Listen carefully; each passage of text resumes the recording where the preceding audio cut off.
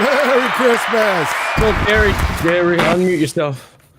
I got kicked out. I can hear him. I am muted myself. Oh, beautiful. I did. They kicked me out. Oh, thank God. One more time.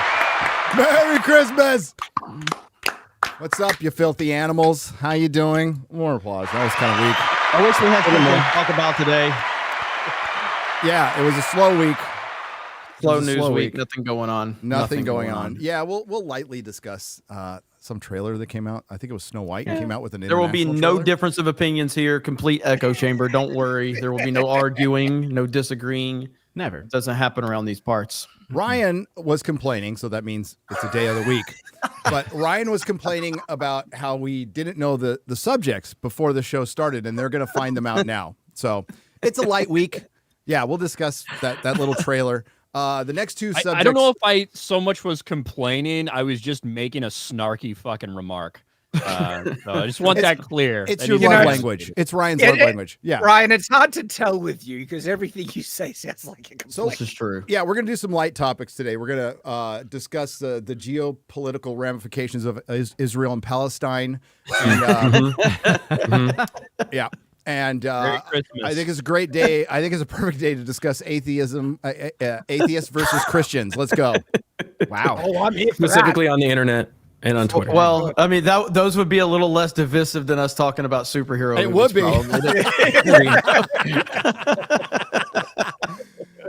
Thanks for picking up on the joke, Jeremy. I'm going to give you applause for that. No. We're going to talk about Superman. Snow White snuck in a trailer. I haven't seen it. Let's watch it. What the hell? And there's a couple of really good articles we can discuss about. I just dropped something in the fucking private chat that we need to react to. I have not seen this yet. Okay. There's some Netflix fucking. Oh, I've seen it. Yes, we should not, definitely react to it. I haven't seen this yet, so we'll have What to. is it? Let me go get it. This is like if somebody made a parody about modern day Hollywood. This is what they would make. It looks really bad. Is this it? Awful. Oh God! Is that the one? No, that's not it. I'm sorry, That's the wrong link. That's the wrong link. So as you're looking that up, I saw that shit. It freaked me out. I was like, did that actually happen? Did I have alcohol for the first time in my life? What's going on? the next two subjects will just be mystery subjects. We'll just go with that. But we're going to talk about. The fact of the matter is, we're probably going to be talking about Superman for 2 hours. Just be ready for it. Pretty okay? much. Yeah, pretty much. But we have playing the part of Az from Heel versus Babyface, who was supposed to be here today, but he got sick. It's a Gundam. What's up, Gundam? Well, when X-Ray Girl told me that comics division was laid off during the holiday season, I could have his job. Well, I jumped on it immediately. That was supposed to not be known till next year, but oh well. Cat's out of the bag. Just kidding. The children in the chat are happy with it. Comics is on assignment doing something with his family or whatever. He's so selfish. He doesn't think about us at all or you. This is his family. Yeah. Nah. Yeah. And then our very special guest returning once again, the great little Platoon. Hello. I like that being with family is now classed as being on assignment somewhere. That's just how Christmas works. It really kind of does. It does. And I can't wait. That's Depends on the family, yes. It really does depend on the family. My wife's family is awesome. Part of my family's awesome. Most of it. All right. Gary made it awkward. I know. I don't even know who it is. He still made it awkward. Most of it. Well, except for Tell us more. I don't like James. He's an asshole. Tell me about your mother. Your mother. Which one? I'm refusing to comment for the fact I might get in trouble. But Gary just went really walked right into it. So. Oh, hey! They don't before listen. we get into our universal praise and no disagreements on Superman, I saw Sonic 3, and it's really freaking good. It's really good. I think it's the best of the trilogy. Ryan, I haven't talked to you about it yet. What did you do? You think it's the best of the trilogy? I mean, listen, it was definitely an upgrade over 2 because I didn't have to sit through 20 minutes of random black family wedding thing that made me. Oh my thank God. That was so bad. Thank God. I agree. I'm not saying because it was a black family wedding that it was bad. What I'm saying is that black family wedding was the worst part of the movie because it was nonsensical and stupid. It wasn't really so that would funny. make the black family wedding bad. Yeah, pretty Well, not much. because it was black, because Not it was exactly. in the movie. Thank you, quarter black Garrett. Yeah. That's what I was saying. I got you. Oh, you got to Ryan get the gets quarter messed up, black he guy to thinks save you. Yeah. Sorry, Gunnar. What was that? Just backing up the. Sorry, But Gunnar. it was good. The first, it started off, fine. It's a fun movie that's intended for kids, right? Yeah, it's very light. It's very light. I am tired of Jim Carrey in that role. I don't find a lot of the stuff he does is funny anymore. I just kind of find it cringe. And maybe that's just because I've fucking aged out of the range where I think Jim Carrey's funny anymore. I don't know. But I'm glad that that's his last one and he's gone. But the movie itself was solid. The Shadow was cool. And they definitely set up for the next one. Yeah, I think it's very good. It's very good. It's very light. It's a little darker. It's darker in tone, but not as dark as the trailers made it seem. So it's still kind of got that light tone. Family friendly. There's a lot of heart in it. Fun. Yes, it's got heart. It's got some extremely goofy and cringy moments. It's a Sonic film, but it's the best of the trilogy. And the best part of it is it's destroying Mufasa domestically anyway at the box office. And that makes me very happy. So I think Another this movie's black going to film eats it, right, Ryan? Yeah, exactly. So I would highly recommend going and seeing Sonic 3 with the family. It's really, really good. I think everybody's going to enjoy it. So Mufasa might only make $35 million in its opening weekend. Oof. Justice. Oh, that's no. like First that's one fucking rough. Shit either. yeah. It's I'm sure it's going to do better internationally than here. The first one made $1 billion internationally. Yes, it did. But the first one opened to like $190 million domestically opening weekend. Yeah. This one was tracking for 50 or 60, but now it looks like it could be Plummeted. 35. And the first one came out in 2019 that had a global box office of $42.3 billion. The projection for next $9 billion films. You're right. The projection for next year, which is supposed to be the big year, everybody's back, $33 billion. So Yeah, I mean, it ultimately, was a good economy that time. Somebody was running the country. I don't know who it was. Maybe a business theoretically, of some kind. next year, There's Obama. someone else is coming back in charge. You theoretically could. I actually think that the difference in that has been made up by vagina. I actually think the difference in that has been made up by selling fucking popcorn buckets for every damn movie that comes out. yeah, that's true. Or movies that don't even come out, like the Batman one. There's no movie. It just came out with a cool popcorn bucket. Ryan uses up his Dune popcorn bucket and slaps the fuck out of it afterwards. So gets it back in the kitchen. I bet you've used that one a lot, haven't you, Ryan? Yeah, if anyone wants to buy it, I would say gently used, but that would be a lie. Jeremy, you want to watch this? I mean, yes, this is. we have to I have watch not it. seen it. I have not seen this yet. so. Give me some context, or is it better Already without Ryan it? is Do you fuming. need context? I mean, Ryan, it's pretty give us some obvious. context. Netflix Netflix, dropped come the on. trailer for this new movie. Is it Netflix's World War One? It's Netflix takes on the military, basically. Oh God! Oh gosh. And shot down the V2 rockets by themselves. No, We're no, gonna no, find this the- is gonna- and they're this the is ones gonna who be killed Medea. Hitler. Like we're This gonna is the find Medea out. It's origin the real story. history. It's the Medea origin story. Yeah. It was actually there. It's going to be a group of 10 black women. The reason Hitler shot himself was because he was surrounded by 10 screaming black women. I genuinely thought he's going to have some real lore. Well, I'm so stupid. A movie about black women Go ahead delivering and- mail. I'd much rather deliver mail than get cut in half by an MG42. Yes. Fuck. Now, does it can't come believe out that's a in real February? For I guess Oh, does it come it's out got in to. March? Face. got to. So precocious. Yeah. I can't Give it to believe me, that's Ryan. a real trailer. Ryan, when's the This is release not- date? I know you know. I'm not sure. The only thing I saw was the trailer. This is Lord. amazing. Oh my God. The trailer actually broke him. Yeah. Well, I already saw it, right? So I already witnessed that. I didn't have to see it like you So guys we did. missed your Yes, genuine rants. it's a heroic story about how obviously this wasn't a job for men. The white women couldn't fucking handle it, but the black women Army Corps was able to effectively sort through the logistical nightmare of delivering mail to people on the front lines. I love how And why Graham they we try to won make World that War story II. as well. That normally, if you see in a trailer faced with the impossible, you expect something quite important to be happening, not just a movie about them licking envelopes. That's not like the most epic war story you can imagine. I want to see that montage. Lick away, girls, lick away. Oh, they get a paper cut from licking, and they're like, wait, don't leave a woman behind. The very first thing I saw was this. Don't touch me. I got the sickle cell.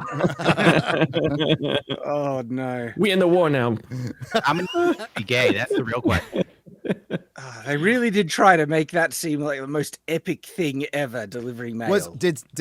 Well, no. In the beginning, other people delivered lines, but the rest of the trailer, it was just the same actor delivering lines in the same exact way. In the same exact way. Some of the accents in the beginning too. I don't, dude. We're great. What's his fucking name from Breaking Bad? What's that? Hank from Breaking Bad. I don't know his name, but Hank.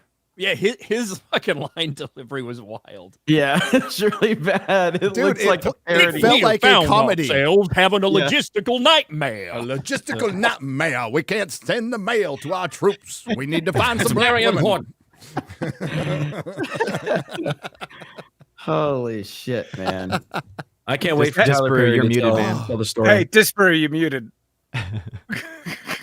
I'm sure what you're saying was. Have you been talking this whole time? I'm fighting this one. I got like remuted about 8 times. I knew he would fit right in here. I just, I had That's an what she instinct. said. Oh man, that was a hell of a way to start the show. Yeah, what a way. There you go. Was Merry not expecting that. Merry Christmas, I did watch everybody. Carry On Netflix. How was that's it? A decent movie. It's decent. Okay. It's not like a fucking masterpiece or anything, but it was fun. Yeah, I'm gonna watch it over the holidays. I'm waiting to watch Sonic with my son, so It's I'm good. actually gonna go see it on Sunday. But we have seen, not the Snow White trailer. I guess we'll get. Did anybody see the Snow White trailer? No. Not the new one. The foreign one. The foreign one. Yeah, it was. We have a released on, trash like, trailer. Disney somewhere Sandwich. else. Those Isn't foreigners, that to man, you? I tell you. Wasn't that your regular trailer, and it's foreign to us? Yeah, Or Disney is No, it it's just foreign to both of us. It is. Where did they release it? India. I don't know. It was all, just the first place I saw it. It's where it got leaked. International trailer. A foreign Disney released it on Twitter. Yeah, most of these channels have like fucking Latin America channels and fucking Indian and all that shit. Because Yeah, this all one those really countries that focuses don't on how matter. she's named Snow White, as if they thought that'd be a big problem for them. Well, they need to explain it because it's They on do. their skin. Little bit. So beige. So beige. But let's talk about Superman instead. Do you want to start by watching the trailer? I think we can should watch start it by together. Are they gonna watching the trailer. Has anybody else? I got hit. Yes, and everyone will everybody's get getting hit. By Yeah, it, you're gonna get hit. That's why I It didn't can- review it. I had to upload my Did we? twice and edit it. Wait, to did I? mine. You could just go by through it frame by frame. That's what we did on daily. We could do that. Yeah, don't run it. Maybe we should do that. Kind of went. Yeah. But everybody's getting hit on it. Warner Brothers, Which you is fucking suck. Typical Warner. Yeah. How stupid is Warner Brothers? Like, holy shit! You have like, the biggest fucking trailer in the world right now, and you're hitting everybody because you're fucking retarded. And by the way, it's Unbelievable. completely okay to do that. Somebody just needs to take the extra step because most people don't. Like, you fight it, and then Warner Brothers like backs down, and then somebody needs to take the extra step and go, fuck it, no, I'm going to court. Let's go. Let's fucking Yeah, go. It's not going to be me. I'm broke. absolutely ridiculous. Maybe Elon can help me out. Help, Daddy, Elon. Class action. Let's go. Maybe a class action. Maybe a No, class I All action. the genuinely think channels that- get together. Yeah, I think that would be a massive thing, and we could do it too because it's clear that these companies do abuse the copyright. They do. And you know who flag doesn't? Fucking Disney. The one we're most critical of. We're like, Warner Brothers is fucking stupid. It's a window licking company, but like they don't get the criticism that Disney does because Disney's earned it. But here we go. They're the loss leader. We'll go frame by frame on the Superman trailer. Everybody's seen it anyway. Yeah. I mean, as you said in your video, Gary, about like I think a lot of people had high expectations. I know I did. My expectations were insane for this trailer, and I have no problem saying it that the Man of Steel trailers are far superior to this trailer. I mean, but I think the Man of Steel trailers are some of the best trailers I've ever seen. I think the Superman Returns trailer with Marlon Brando's voiceover is Oh better. yeah, a lot better, a lot fucking better. Yeah. But well, there's no dialogue in this. Yeah, because this is a true teaser. There's teaser. no like, yeah. Like the only dialogue is fucking Crypto, take me home, and a couple like Superman chants in the background. But you know, I do think that might be one of the reasons that it's to me it was not. This is not a bad trailer, but it was it's fine, it's good, but it didn't blow me away. Mahler put it best. It was very whelming. Exactly. Yeah. Finishing it, I was like mediocre.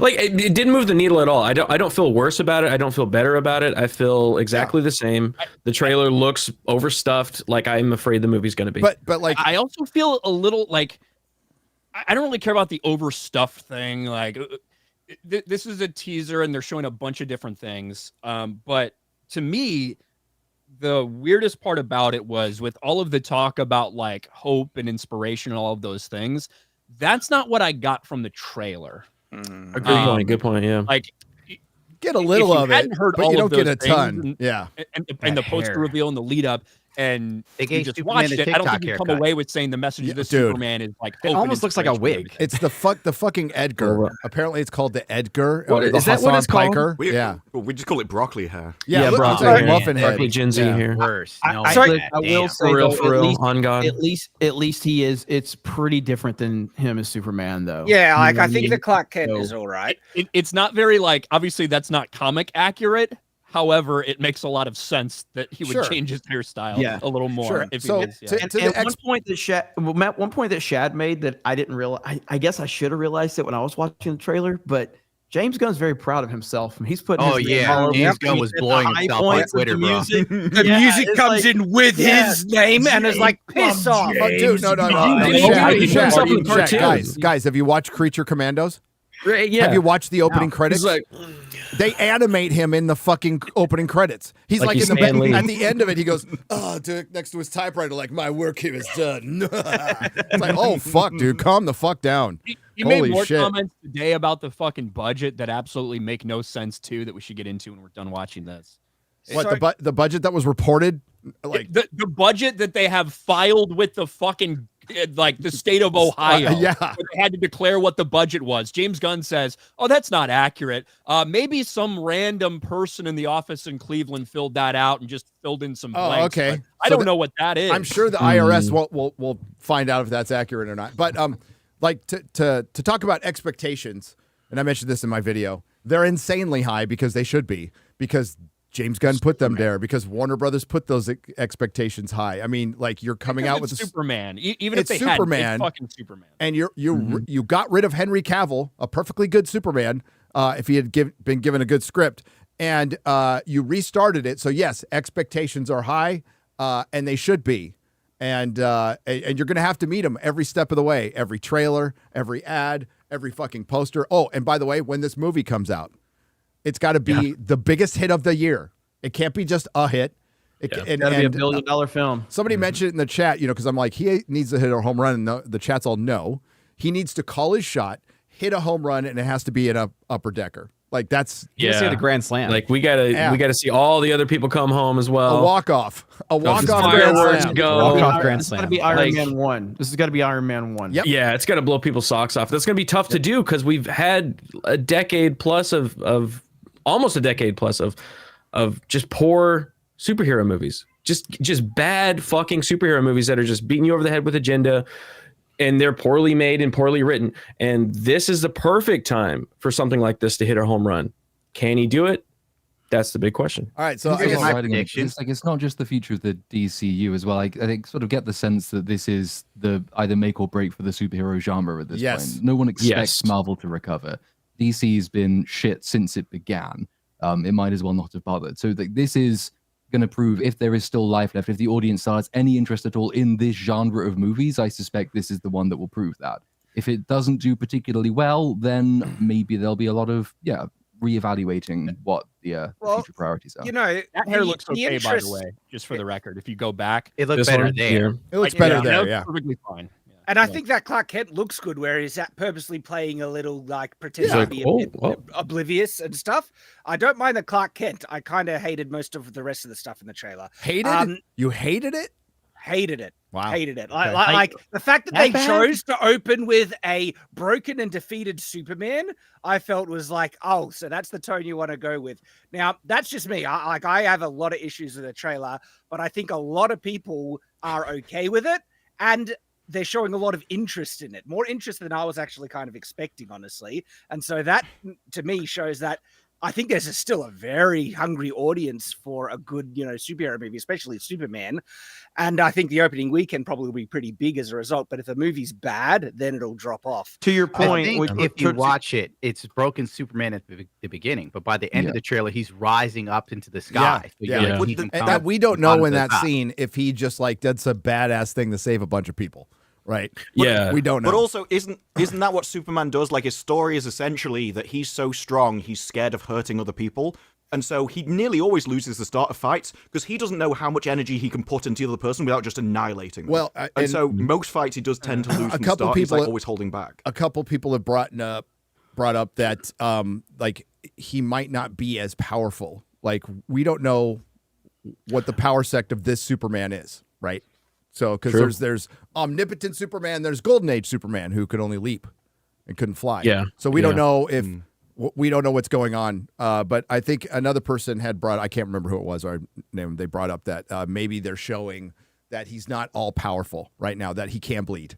They're showing like because the indestructibility has always been a problem for writers. Now I would say untalented writers. There's certainly ways. Superman's worked for decades, so and they've had to change things up, but he's basically stayed the same for a long time, and he's worked. And you just have to be a talented writer who actually believes in, I don't know, truth, justice, and the American way. Yeah, that's There's lots of godlike anime characters that get around that kind of thing where they're just OP as hell. Yeah, but because they're still in works. Japan, though. Well, yeah. The Japanese don't hate men. I did say it on Twitter, and it got a lot of traction, but Pa Kent looks like Harvey Weinstein. He does. He does. A little bit, yeah. They done Jonathan dirty. So if that's the case, then maybe we recreate the Kevin Costner moment from That guy's Man a of good Steel. actor. He's a good actor. Yeah, but he's a really good actor. Totally typecast as a certain type of character. Like he's the kind of You guy can't which tell me that Superman's gonna be surprised when this guy has a fucking heart attack, though. Like, he's the kind of guy who would show up in the X-Files like made out of worms or something like that, you know. Oh yeah. But yeah, no, like There's gonna come a day when I fucking walk into a tornado and you just sit there and watch. so starting out with the broken Superman or beaten Superman, like that does feel like something that would be like for the third film in a trilogy, not the first reintroduction, to Shad's point. So I do understand that, but it did do its job. It has created questions, it's created curiosity, it's created theorizing, and that's what's happening right now, because I'm looking at that going, what the hell happened to Superman for him to be this beaten down? He's bleeding. This looks like Doomsday. This looks like Doomsday got a hold of him. This looks like that fight. How is this happening in the first shot that we get in this trailer? The important thing is that the trailer's point is different than the point of the movie. So that scene, I would absolutely expect that to be at the end of the second act. So like that's not going to sequentially be the opening shot of the movie. But the job of the trailer is to give you a sense not just of what the film looks like, who's in it, but also what the thematic point of the movie is going to be. It's trying to tell you, even if it's having to reorder certain of its beats to make this point, this is going to be an optimistic story where you go from the broken down, beaten down thing, and then you have the closing finale, which is, the optimistic message, look up, be positive, which I'm all there for. I like that idea. I like the fact that there's about 1 million Zack Snyder bots who are really, really upset that we're going to have a nice, happy Superman who's not going around being morose and killing people. Like, that's a nice thing. But the country is probably also ready for a bit of an optimistic message, right? So that will be a nice Platoon. I like to be the one that ruffles the Snyder bots first. Damn it! You already started. Well, remember the Snyder. We started playing the trailer. That's enough to ruffle them. The Snyder fans will always tell you that we didn't see Zack Snyder's realized vision. All right, because that's what he was moving towards in like the 8th or 9th movie. We were going to finally get a good Superman. Oh Lord! Right, yeah. And then Zack Snyder's never been tried. Then we figured out Zack Snyder's vision when I saw the first 10 minutes of RV of the Damned, and I find out his vision has astigmatism because I couldn't fucking see anything. And then we got his true vision in fucking Rebel Moon, all 4 of them. I think that discussion's kind of dead now. The thing to me that I found really interesting about this was I thought that it was going to be a more like hopeful trailer, but I saw a lot of parallels to things that people have complained about with Henry Cavill as Superman throughout this trailer. Now, obviously, it's just the trailer, but it was like it was stunning to me, including the scene with like the protesters behind him and throwing shit at him and whatever. Like even those like back to back, it was shocking to me that they included that in this trailer.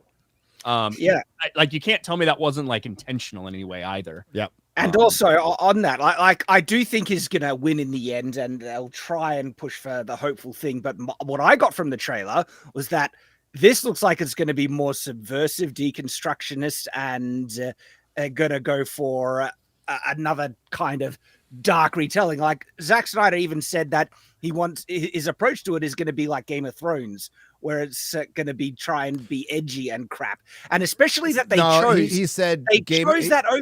No, that's not what he said. I feel like it's very much different. No. Let me finish this, Garrett. Like he said, what he said about Game of Thrones, and it was a bad analogy. He should have used Lord of the Rings, Shad. So I'll give you that. So I wouldn't use Game of Thrones, but he was using it as it's a built-in world. Like you have a world that you feel built in. That's what he meant. He didn't mean edgy or dark. I read that. Right, and everything. I know we don't trust anything that these people say, right? Because they're Hollywood scumbags and they lie. But everything that they've told the audience, everybody about this movie it's about Superman being hopeful and going back to tradition. They've even spoke the words truth, justice, and the American way. So if they say this and they make all of this is just a teaser. This is the beginning of trying to return to truth, justice, and the American way, right? They've said the theme of the movie is basically like how America is right now. It's very like beaten up because we've had all this political whatever fighting each other. Well, it is. It is. The last 4 years, I think where we might differ with James Gunn is who beat it up. Okay, that's where we'll differ. But to his credit, I will say, to his credit, in that quote, he says whatever side politically, he makes it even. Yeah. I'm sure he has his thoughts, and we can speculate on that. But like his statement for this movie specifically was, regardless of political leaning, this Superman is about coming into a world where it's a cynical world where we don't trust anybody and we think kindness is gay and retarded and stupid. And this Superman is supposed to show us that. So everything that they've said, the movie sounds like it's a hopeful movie. They're showing this because it's the beginning of the return. And at the end, boom, he flies into the sky. Well, I hope you're right, honestly, and I hope I'm wrong about what the trailer, the impression that it gives me. But I saw the teaser. But you can but just focusing on the teaser itself, I got a bad tone from it, honestly. Maybe the next one will be different. You can have a hopeful Superman in a dark world, and you can even have it that essentially the people have been lied to and misled, and it's his job to essentially convince them and prove through his actions that actually he is a good person and they should believe in something. So that would beat up the battered world that has essentially come about through people lying. Luther Corp led people on, that kind of thing. And he was good all along. There's loads of ways you can tell the story where you are in a dark world, but he's a good person. Well, that scene right here we're saying is basically it's already our cynical world. Superman comes in and gives everyone hopes and shows them what they can be. That's the message. Yeah, I hope that's the case. This scene right here. That. Can I ask? Does that not look like an alien shooting a death ray? Like without context, it looks like Brainiac coming down. Maybe a giant, like a holographic sign, like in Blade Runner. But, you know, Shad, we've been in a relationship. You're in a relationship. I'm in a relationship. Wait. Whoa. We've been in a relationship. And there could be some shit going on. Is he very and our wives will go, I don't care what's going on. I don't care if the house is burning out. You're going to listen to me right now. Yeah. You've ever been in that position? I've been in that position. I wouldn't be surprised How if did it's you a wait? CW. You can't move past that No. one. What? That means So who does that? Does Shad do that to you? Hey, Shad, are you the motherfucker who did this? Are you the motherfucker who put this in my fucking office? Look. Did you do this? I cannot We're breaking confirm up. or deny. I choose to recuse myself for the possibility of self-incrimination. That's all I can say on that. You were involved for sure. You were Totally involved. pleading the fifth on Bad that one. analogy, but it's our wives sometimes demand attention, even if like shit is completely going down. But Just people getting murdered by an alien. I'm trying to rationalize it. I'm not doing a good job, okay? I think this will be the CW thing of where she's like, no, you need to believe in yourself and go out there and save the people. I think that's what you're looking at. I think that the reason we saw that, because this is the scene from where we saw that first picture of Superman, right? When he's putting on his boots, with the same thing going on behind him. I think they just got done fucking. I think he's gonna die. He got one last fucking, and he's putting his boots back on before he goes out there to save it. You got to take the opportunity when it comes. You know. Yeah. You can't just stop. Who cares about the monster? Go back to the scene where they're throwing stuff at him. And this scene right here, like it looks obvious to me, like he's got a lot of battle damage on his suit. He looks like it looks like something bad happened. He couldn't prevent it, and he's being blamed for it. He then walks in the building, looks like he's frustrated because he failed. Like that's the look. His ass. Yeah, see, he looks like he's, and then what happened? What? Disparu? What I think is going to happen is Camera's pointing down at Superman's ass. It's really weird. So what's ahead, going Ryan. to happen here? What I think is going to happen is that this is a battle in the city, and whether it's that big kaiju, whatever fight it fucking is, right? And obviously a lot of damage happens. It doesn't go perfectly well, and they're all really upset that Superman may have let this happen. And then you see in the same room, Guy Gardner comes in with Hawk Girl and potentially with Mr. Terrific there. Is that him? I think so. And then he comes in, and what I think is that they already have an established superhero team. Justice Society. And that they're working together. Superman doesn't want to work with them. And Guy Gardner's pissed that Superman fucked it up when he should have just left it to them or helped them or whatever it may be. That's what I think as well. That's what the vibe. Well, that isn't the rumor of the plot being a kind of a reverse Kingdom Come, right? So it's going to be, well, if you guys are familiar with Kingdom Come, Superman's gone and the replacement superheroes get way out of control, basically. So we have superheroes already established and they're out of control. They're probably somewhat authoritative. I don't know if it's JSA or Justice League International. You kind of probably JSA. But with Guy Gardner there, it might be Justice League International. Not really sure. Fester. That's what it's. That's pretty close to his haircut in the comic book. You know, he still looks awful. Not red enough for me. Doesn't look good. It still doesn't look good. it's not supposed to look good. It's supposed to be.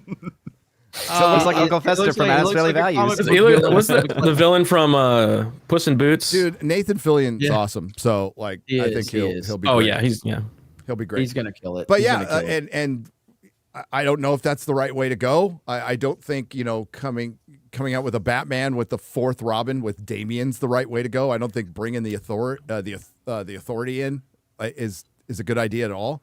So I agree. Yeah, I think that's just. He does look like what's his name from Mad TV. So though. that if anybody has any worries like Shad's, like they were gonna do, like they're gonna lean heavily into like a Morrison type era, which is a bit deconstructive, then that's a legit worry. Tom King is in the writing staff for these movies, by the way. That's a legit worry. Red flag. I just saw in chat someone said Hawk Girl has nice boobs. I can't even see them. I can't tell. I mean, that's Isabella. It's so covered. How did this person see that? That costume looks like shit. It looks like I agree. utter It's shit. trash.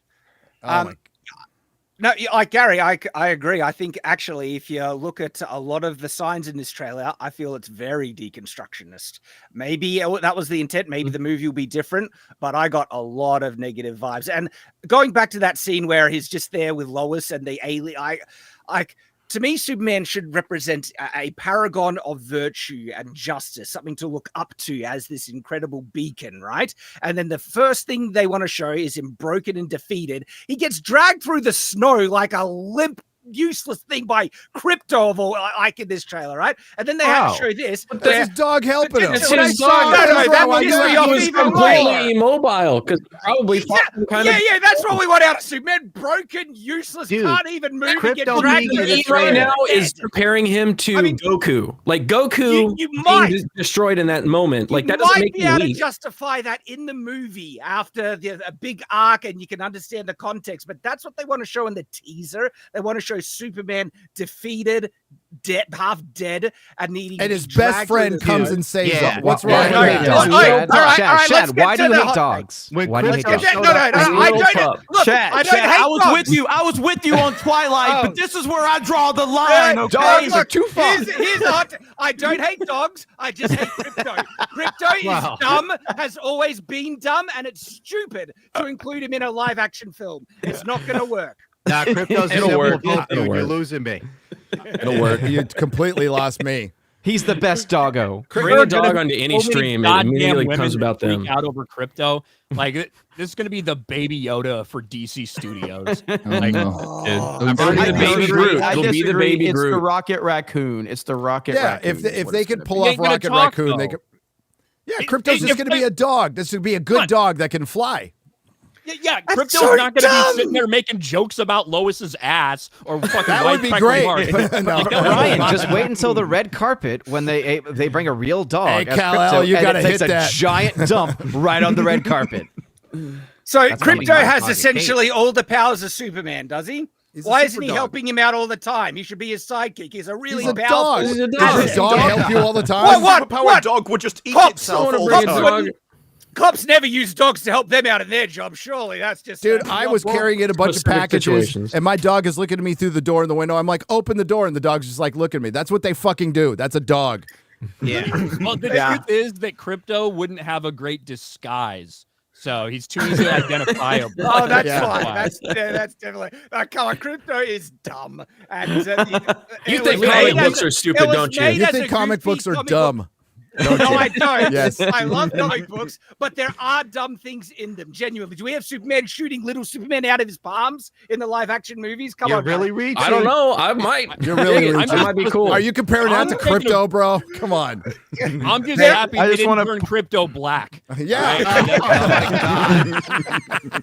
Chad, how did you feel about what's his name in Twilight turning into the wolf? Which one? We're talking about a guy who likes Twilight. Yeah, come on. Fuck out of here. Why are we even arguing now? Get the fuck out of here. Were you on Team Edward? Were you on Team Edward because you wanted the dog? Crypto. Sometimes dogs can work really well in a story, like Mistborn, where she gets the friggin' wolfhound. Great justification of the story. Yeah. It is very good. I do agree. I don't agree with the trailer aspect of Crypto in the trailer with Shad. I agree on the premise of, as soon as they announced that, I thought to myself, I feel like that's going to be a little hard to pull off, and it depends on the tone of the movie as well, right? Like a lot of it's going to be very difficult to put Crypto in a live-action movie. It gives me an idea of what the tone will be. Yeah, the dog is a sign. Yes. You're getting some hope, brother. Yeah, come on, bro. It isn't, though. He's got a little cape on him. Low-hanging fruit. James Gunn is very good with low-hanging fruit. Yes, he Guardians is. of the Galaxy 3 did some of its best work with some of the low-hanging emotional fruit. Cute animals in danger and pain immediately gets the audience. It's cheap. I don't particularly like it, but it does seem to work. So I like. Very true. From my perspective, I hope the dog isn't in this film very much at all. But it's a James. Dude, imagine if Lex Luthor shoots Crypto with a fucking kryptonite bullet. That's what that gun's for. And they fridge Crypto. Like, I will shoot your dog, Superman. He's like, I thought this was the casting for James Bond. He makes him like rabies infested somehow. Oh, that would be exact. And then Superman has to put him down. Bizarro Crypto. Come on. Oh no. Oh, it'd be a pit bull. Just remember, Crypto having role probably got you one less black character, Ryan. You got to be grateful. I am. Yeah, I'm happy about that. Now, this scene, it was kind of interesting because he's surrounded by people in there. Yeah, and in this, it looks like there's the cubes are behind him, so Lex has got people trapped. Yeah, metahumans. By the way, thank goodness we no longer have Jesse Eisenberg. So I'm glad I'm glad he said his entire career for pretty much plummeted after BVS. You deserve that if you're in that movie. So that was a fucking horrible movie. Yeah, I think this is a great casting for Lex. Nicholas Holt's great actor. He's got real screen presence. He's got he's got real presence. I think if he started like bulking up a little bit just between movies, came back a little bit jacked.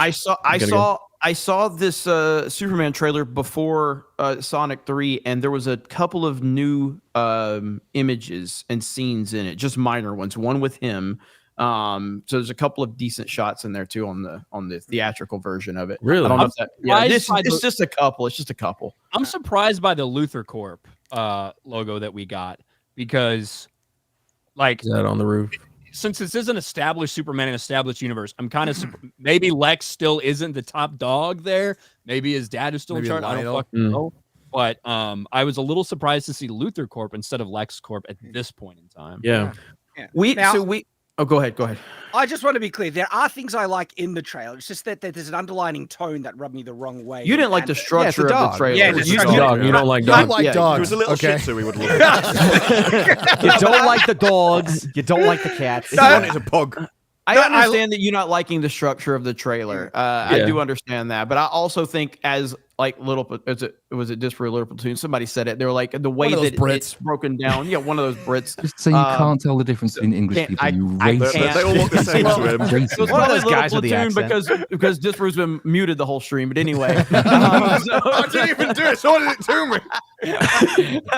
But yeah, so I mean, just because it's presented that way in the trailer doesn't mean that's how it's going to play out in the movie. But I do understand what Shad's saying. I have a question for X-Ray Girl. X-Ray Girl, does Crypto look delicious? Oh God! Damn. If you had to Merry choose Christmas, Crypto or a everybody. guinea pig, We need the clip right now. We need the clip of Trump. You're muted. They're eating the dogs. They're Eating the cats. To massage them first, make sure they're nice and relaxed, and then marinate. You were about to say marinate. stress takes this. The marinate. You just made it sound easy to snap infinitely their worse. little neck if you've massaged. There it is. Yeah. I wish I thought about that for the video. Damn it. Damn it. Pull up the one with Save it Fester. for the That's my review. favorite. Save it for the review. Yeah. That's right. And like, listen, the wig does look bad It does. on Nathan Fillion. However, Guy Gardner's hair has never looked good. Like, No, ever at any that is point. the character. So Let's go to the part in the trailer that I think was the strongest part, and I wish they should have filled the Right. It should have been more of this. It should have been all more of exactly. Oh, That was is so That was a cool awesome. shot. That's freaking That great. was a very good shot. That's Yes. Superman. That's what I want to see. Yes. And we I want more of that. Yeah, but there's only that. There's only that in the trailer. We only get to see Superman being Superman in this especially the teaser for the teaser that they showed us the day before. They built that up like we were gonna have a bunch of these moments. Yep. That's And we why didn't. that's like my biggest thing about this whole trailer. Yep. I think the trailer's fine. I think it's good, but what they set up, that message of look up, what an inspiration, hope, to me, and I know what you guys are saying, like at the end, he's going up with Lois and he goes up like that. But to me, most of this trailer felt Was like not that. a cynical world where half of them think he's a god and half of them think he's the fucking villain and not Which doing is Man of enough, or Steel. like whatever. Like to me, that feels a lot like the DC universe we just came from. Yes. And what was set up in Man of Steel and Batman v Superman. Yep. I don't mind that. Obviously, I liked that. But that was just surprising to me that was the feeling that I got from the trailer for the vast majority of it. And I'm surprised that some of the people who hate that like this. Yeah, I think that's the tricky thing interesting. with that is that the more sort of superheroic moments you have Superman do in the trailer, the more one note the trailer feels. And like a lot of some people's criticism, mine included, of Superman is that once you get the premise of Superman, he is all powerful. There's very little you can do to stop him. He becomes quite a dull character. Now, there are interesting things you can do with his character, obviously, that you have to put him in moral binds or you have to like strip his powers from him. But an audience that's looking to see why they should be interested in this movie is probably going to cue more onto the fact that there's a journey being implied than if it's just a succession of such where he's doing awesome things. We would look at that and say, hey, great, it's Superman being Superman. But that's a very, very simplistic thing for a trailer to convey. I think would be much less to speak about if they had done that.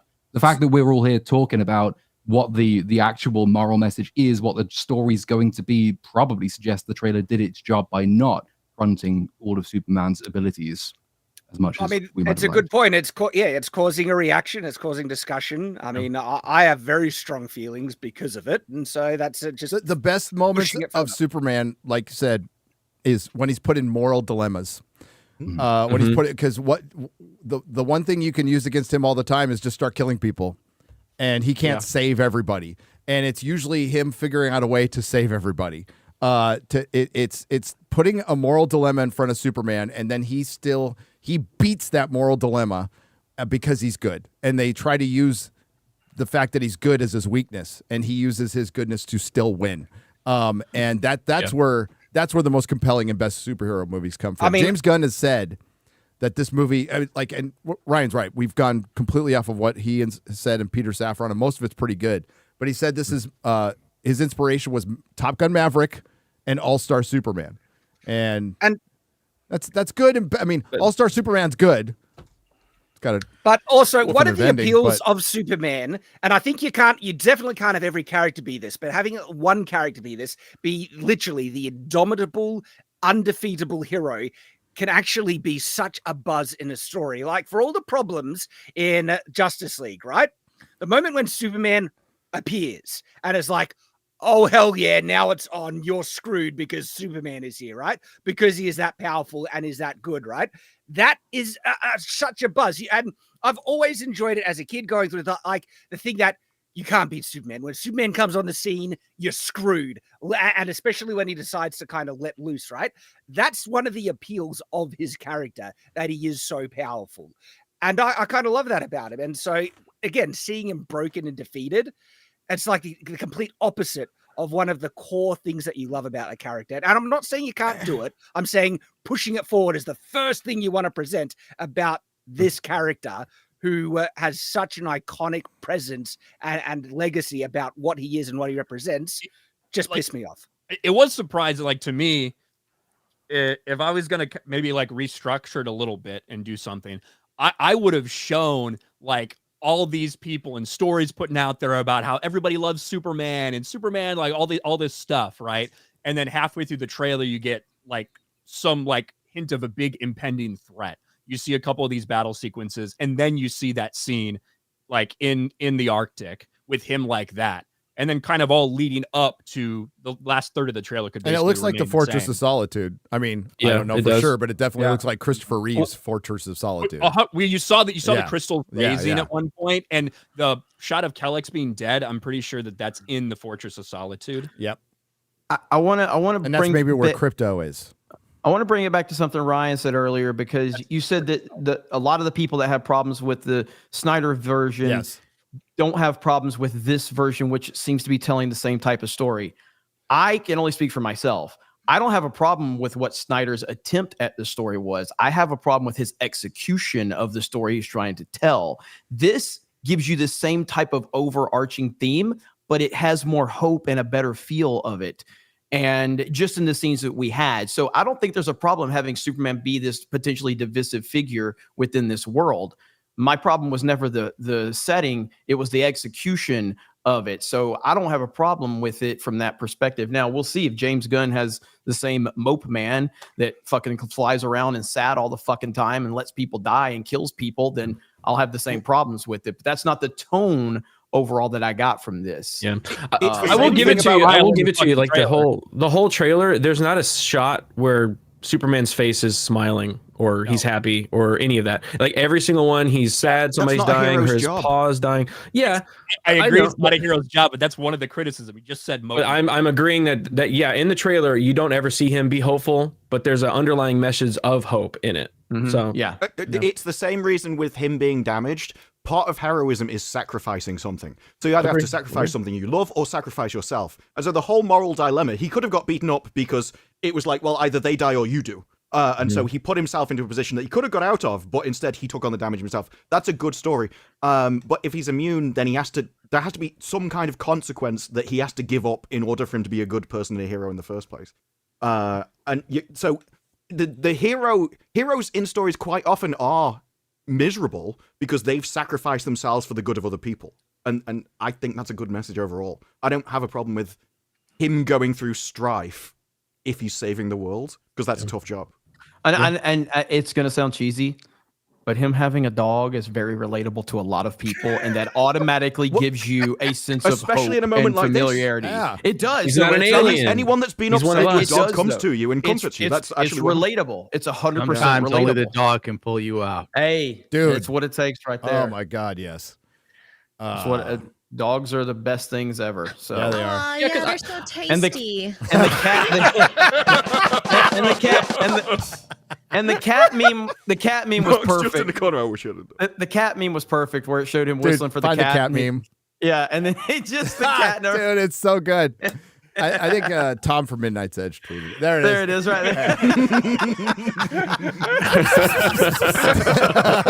there. No, coming over there. The You want cat to would see the Zack freaking eat Snyder him. version? Yeah. The cat would want to eat Yeah, him. that's my favorite one. Snyder's.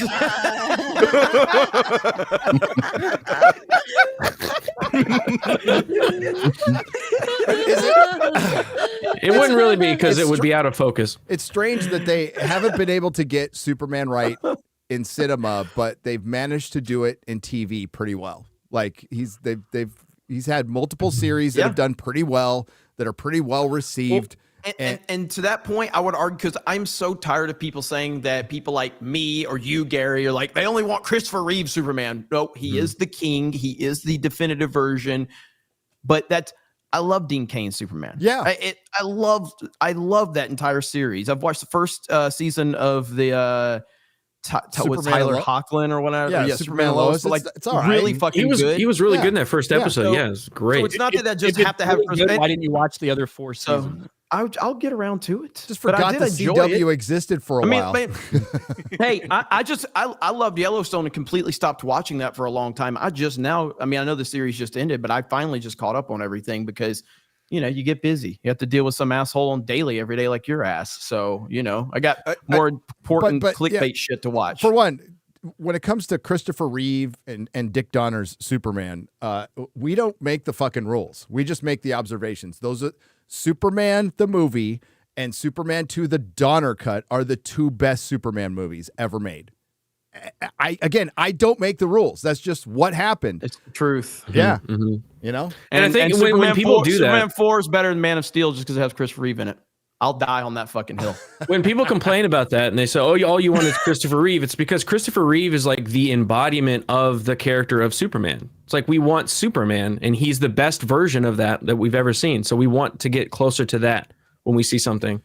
And if it's not closer to that, it's not as good. Well, and part of the problem has just been make it closer to Superman. Writers' inability. For one, DC has been apologetic for Superman for the last 4 decades, 3 decades, maybe 2 decades, whatever. It's arguable, but they've been apologetic about Superman, as apologetic as Marvel was about Captain America.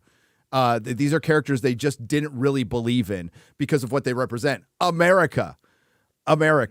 So they've had to twist it around. And, I mentioned it in my video. I mean, look at the, James Gunn says he wants to embrace all the Superman mythos. Well, all of it? I don't know if you need to embrace all of it, especially over the last decade, I would say. Or, at least since Rebirth, maybe. I'm not really sure. Or crypto, according to Shad over here. Yeah. Yep, that's exactly what I'm thinking. If he ends this fucking movie with a dance off, I'll apologize to Zack Snyder for ever criticizing him. So James better not have a dance off to end it. We're all fucked if that happens. Won't put it past him. A lot of dancing. The most enjoyable parts of the Christopher Reeve Superman for me is his Clark Kent. He played the perfect Clark Kent. This is why I will say everybody can shit on Superman 4. That's fine. Reeve performance in that movie is fucking phenomenal. He is fantastic in going between Superman and Clark Kent. He just is. The whole movie's a shit show, but he is magic. He just is. And the way that he leans into it, he's almost like he's trolling people around him as Clark Kent, where he purposely acts goofy, but then he does things that are little hints, like, he purposely throws his hat and it lands on the stand and just stuff like that. I love it. So good. I think they're doing all right. It looks like they have a decent Clark Kent with this one. I'm not sure about the Superman outfit. I think it's looks a little thick, unfitted. It doesn't have It the looks presence. like bike leathers. Yeah, Yep. it's too thick. I actually have a close up of the But man, is he Say, I like- when he goes into a controlled slide. Oof. and so I'm sharing a close up. It's just I think what they're going for here is a golden undies? Really bad. a golden That looks really fucking bad. a golden age look. They're going for a golden age look. The collar is terrible though. It's fucking awful. I mean, That looks bad. That looks It like looks- that looks like exactly. Walmart pajamas. Exactly, Like, it really and- doesn't look good. Look, Henry Cavill's Superman and his outfit looked way better than this. No undies. Yes. It No has some undies, more though. Has to have the man-made, undies. like Batman. Which was Look, an Superman doesn't improvement need armored fighting. plates Get out of for here. his shoulders. That's This Wait, wait, wait, motherfucker wait, wait. hates Superman. Are you saying I love you're saying Superman. getting rid of the trunks is an improvement? Yes. Get the fuck out. no, I love Superman except for all the things no, about Superman. no. I love how like people are okay with the bright blue and yellow and the red, but man, we're gonna draw the line at the trunks, and it's like, why? No, it's Are you fucking perfect. kidding me? It looks like he's Gotta have the naked. trunks. You know, With it's like all with all Trunks the need to ride flaws. higher. With I all like the colors. flaws, We could say I could say that. I like the colors a lot. is I like the the yellow. The best Superman suit with all the flaws in the new 52 is the new 52 Superman suit. That's No, the best one. no, With the it's not. collar?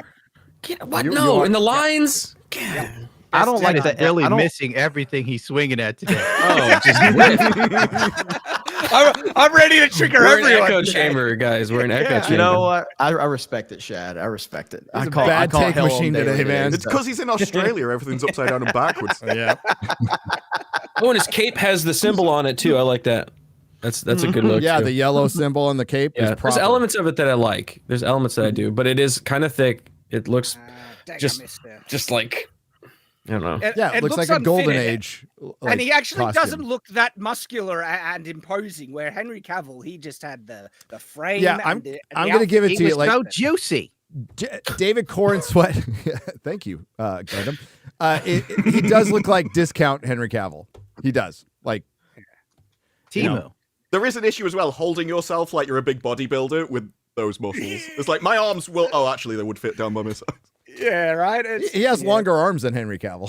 I'll give him Yeah, that. like He almost regular looks, he almost looks like proportions. T-Rex arms right there, to be honest. So Nah. the weird thing is, if you've seen pictures of David Corn Sweat, like when he was getting ready to film this movie, like in the aftermath of like bulking up, he looked fucking jacked. Bro, even And- there's a And I think this may just be a case of to find it.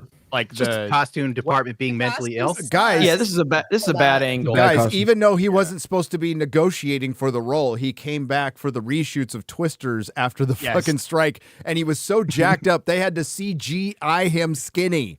yeah. It's just Angus. Like go back to the trailer where he's kneeling over the fucking robot, and like I mean, you could see like the dude's got some. Musculature.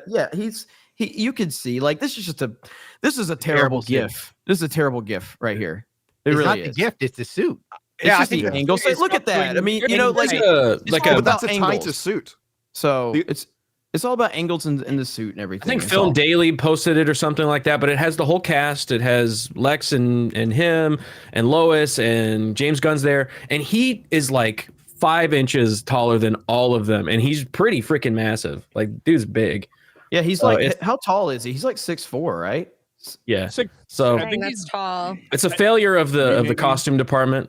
It's Yeah. a failure. At least the top half, just the arm and chest part. Just Yeah. I mean, Yeah. listen, it's just like it's like Ben Affleck in fucking Batman vs Superman. If people think he's really that jacked when he's in that Batman suit, you're wrong. I mean, Ben Affleck's a big dude, but he ain't That big Papa Pump from back in the Nitro days, okay? And that's who he looks like in that suit. Cavill was like Cavill's huge. Cavill was was pretty legit. big. Yeah, Yeah, like- absolutely. Yeah. 100%. Yeah. I'm so glad we're having this argument and not that it's like, you know, woke and all what's that, with all that the crap gay that they black usually trans do. people in wheelchairs. Yeah. in the trailer. I'm so glad it's not that other Superman that they were trying to make with Ta-Nehisi Coates. Like, thank God. My what only, happened to that? my They only still gonna release that? concern, and it could be absolutely nothing because I don't think James Gunn is this fucking stupid. But I mentioned it in the video. It's certain This is that one. groups of people.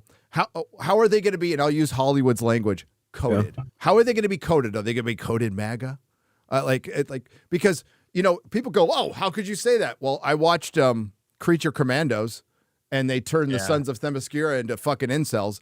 And that was the first thing from the DCU. So I think that's a legit worry. It's like, how are you going to code certain people? What are these louder voices he's talking about, or darker voices? Hopefully it's just Lex, or whatever, but and bad guys, and it's in the world.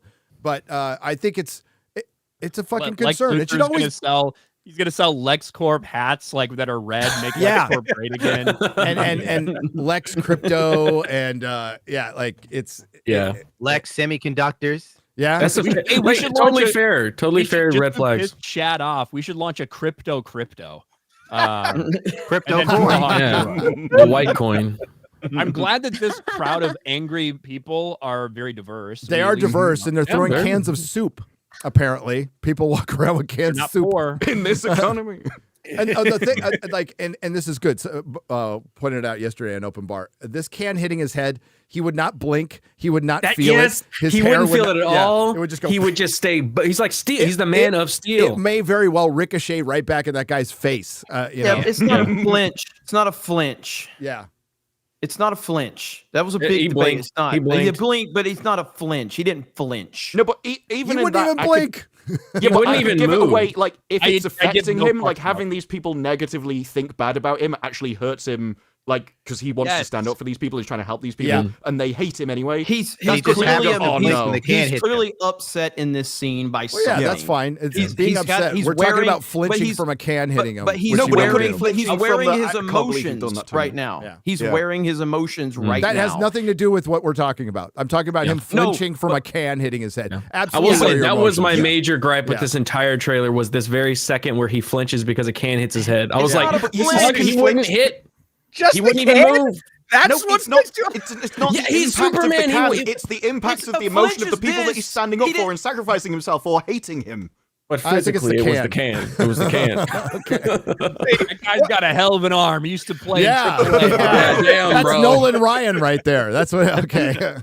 But also, his suit looks even worse. I have a bigger problem with a bunch of fucking people having their kids right next to Superman while people are trying to assault him. What the fuck? Yeah, what are you doing? Get out of here. Jeremy. Huh? Have you seen how many parents take their kids to fucking story time?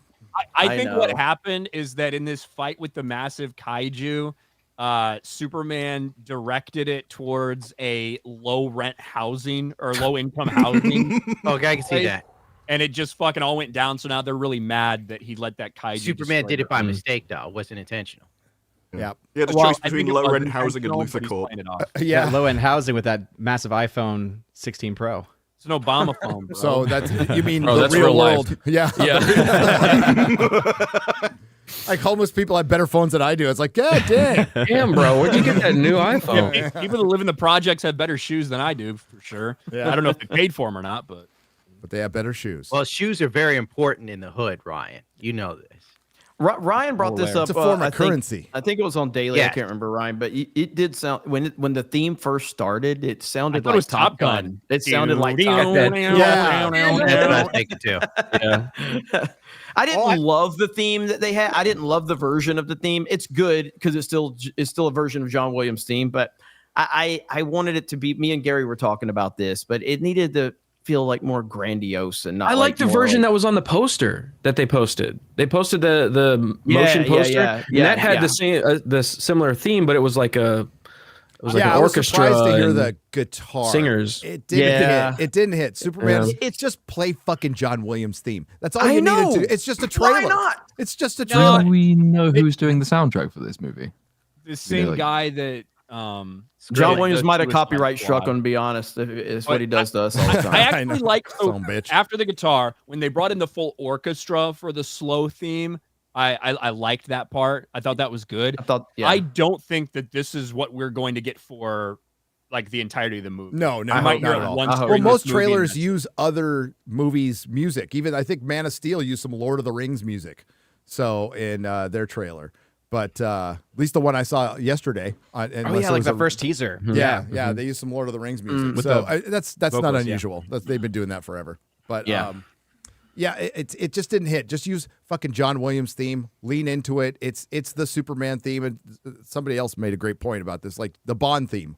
You know, we know it. That's what John Williams theme is to Superman. Just use it. It's the best theme. It's my favorite theme ever. Like people often ask, "What's better, the Star Wars, John Williams, or Superman?" I'm always gonna say Superman. Star Wars is probably more iconic, but I prefer the Superman theme. The Superman theme hits, man. Oh, it does. It does. Builds up, and god dang, that first scene where when he's in when Christopher Reeve, when he's in the Fortress of Solitude and he just gets done talking to Marlon Brando, and he's no longer the younger one with the prosthetic nose on. Yeah. And he becomes Christopher Reeve Superman. That's fucking so awesome. That's great, man. Every time that scene hits, love it. Yep. I want a Fortress of Solitude. I just I have one my entire fucking life. I just don't want to have to do all the hero shit. That would be your form of being a hero, locking yourself away from everybody else. For the good of everyone else. For the good of humanity. I will Honestly, save the world. There's a great movie to be told about Ryan, being like the superhero. It's been told. It's called The Grinch Stole Christmas. Mr. Cynical, or is it Hancock was the race swap version. Ryan's sitting around drinking beer, hanging out, watching Cobra Kai. Somebody's like, Mr. Kennel or RK Outpost, we need you to save it. I don't give a fuck. Fuck these bitches. And they die. Hey, hold on. What area of the city is that in? For a reason. They can't stop stealing. Yeah. Thank you, Mr. Cynical. Let them fight.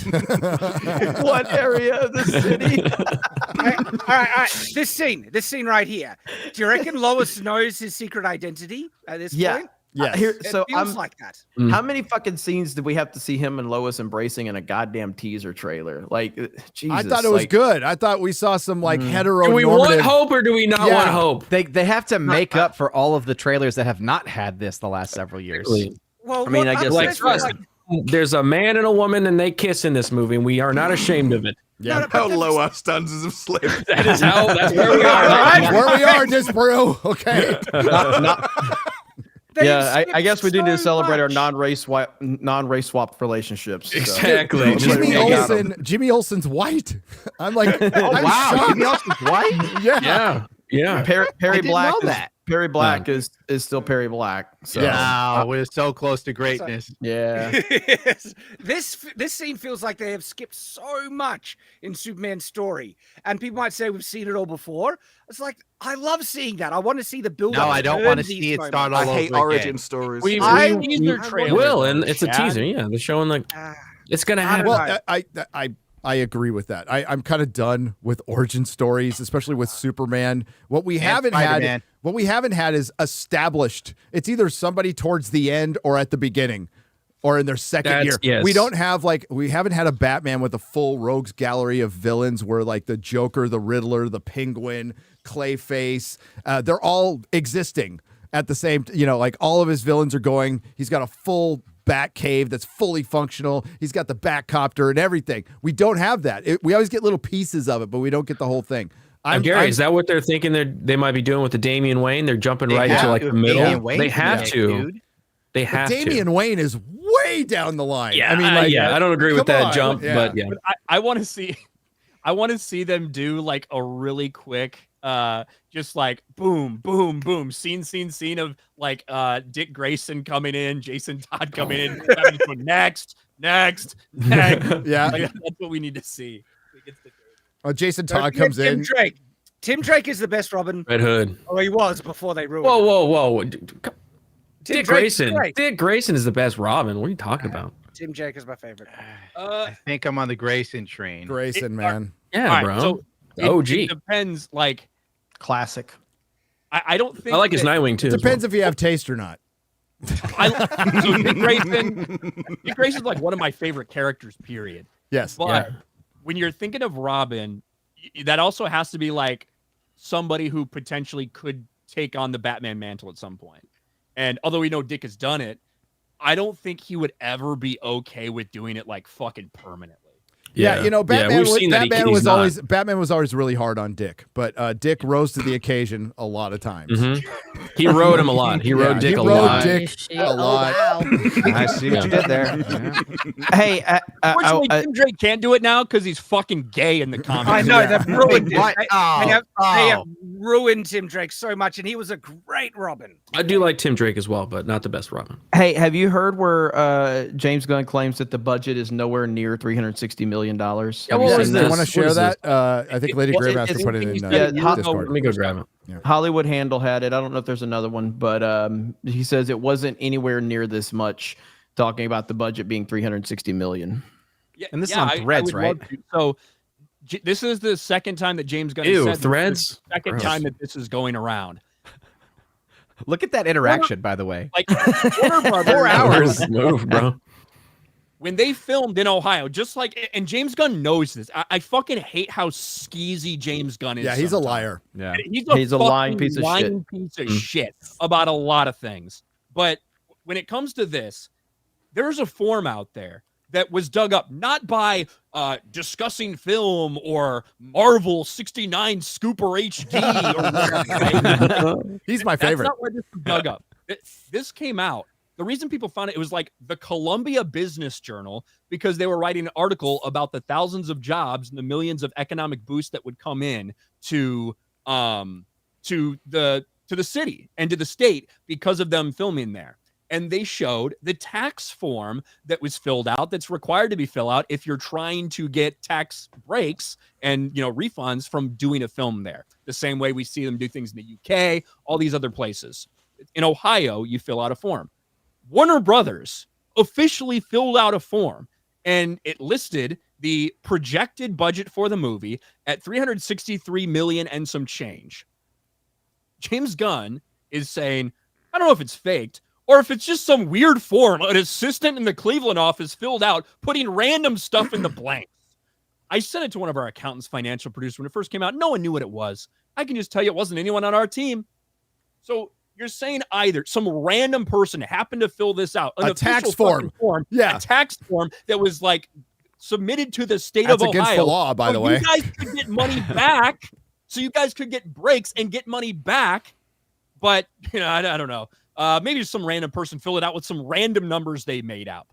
Like it's a really slippery way of phrasing it, though, because if you go around lying about the numbers, that actually affects your shareholders and stuff, which is. That's another level of crime. Whereas he doesn't actually say the numbers are wrong. He just goes, I don't know who did it. And it wasn't anyone directly related to me. So if it was someone in Warner Brothers, like, officially did it, this would still be true. So he's kind of denied it without actually lying about it in a way. So, as outside of that, have we heard any other numbers that are officially projected budget of this at all? No. Anyone? Can you scroll up a little bit? Threads. All right, so this is the document, right? This was the document that, again, was not on some random, like, nerd site. Can you click on it or no? You see. Yeah. So. Can't zoom in, though. This was not on some random nerd site or scooper site. This was not something that was created as an own to James Gunn. That's how it got out there. This got out there because a random newspaper in Ohio did an article about the millions of dollars and all the jobs that were coming because of them filming the Superman thing there. And it's because in the list of, hey, this is where you have to fill out these things to be able to get the tax benefits, that popped up, that populated in their site, signed by Warner Brothers. So either James Gunn is saying, well, Warner Brothers they either are so completely incompetent, they just filled out a random fucking number, or they lied on the forms to get a better tax break. Like, what are you saying? Now, I think that James Gunn is saying this because the reality is the budget, after they get all of the tax breaks from all these different places they did it, the budget's probably, if you spend $363 million, they're probably going to end up getting like 30, 40, 50 million on tax breaks. And it'll be like 310 or 320. And so that's why he's saying, oh, it's way off. It's not anywhere close to that. That's what I think. Yeah. I think the thing we've learned from this whole discussion is James Gunn is a piece of shit. Which we already know. He's a lying, manipulative piece of shit. Absolutely. And he really needs to get off of social media. Like you can't And have you your gotta head of stop DC. Could you responding. imagine Kevin Feige responding to people? That would be funny. It'd be great. But in another reply, he's like, I don't even know how they would get I don't even know why the state of Ohio would get access to our production. Oh, I don't know. Like, you dumb bitch. Like, that's fucking bullshit. You know damn well that this is how this works. Like, Yeah. this is how these tax filings works for all over the industry, right? If there's a place that you film to get an advantageous tax break, which is why a lot of these films are shot in the UK, which is why they do go to specific states to do them, you know damn well why they would have access to your production budget, because your studio submits it to them. So he is just a lying scumbag, and it really pisses me off. It can't be a random because there was an email address on this form. They just redacted it. But Yes. unredact it and go on LinkedIn and find out if any like accountant at Warner Brothers has just been sacked, for example. Like, that wouldn't be too hard to do. The thing is, this came out a year ago, and a year ago James Gunn was like, no, that's not the budget, and like denied it again. But I mean, you have to tell us, like this is a form. This is not something that was made up by a scooper. It's a random fucking business journal website that had the first call on this. And it wasn't about, can you believe how much they're spending? It's like, hey, this is going to be great. This is great. Yeah. This is going to be great for the state. Yeah, I mean, ultimately, Gary's 100% right. James Gunn just needs to be off of social media. That's the worst thing going for him right now, is that he just doesn't shut up. I mean, like roasting Grace Randolph. Okay. I mean, I like that. But like, could you imagine Kevin Feige roasting Grace Randolph? And like, even scroll up just a touch. I was gonna say $11 million is what they are gonna get credited, estimated wise, from Ohio alone. Wow. Right. And so total percentage of production being shot in Ohio, 25%. James Gunn also replied on this. We only shot in Ohio for a couple weeks. I don't know why they would have access to our production budget. Oh yeah, about a quarter of the film was shot in Ohio. Yeah.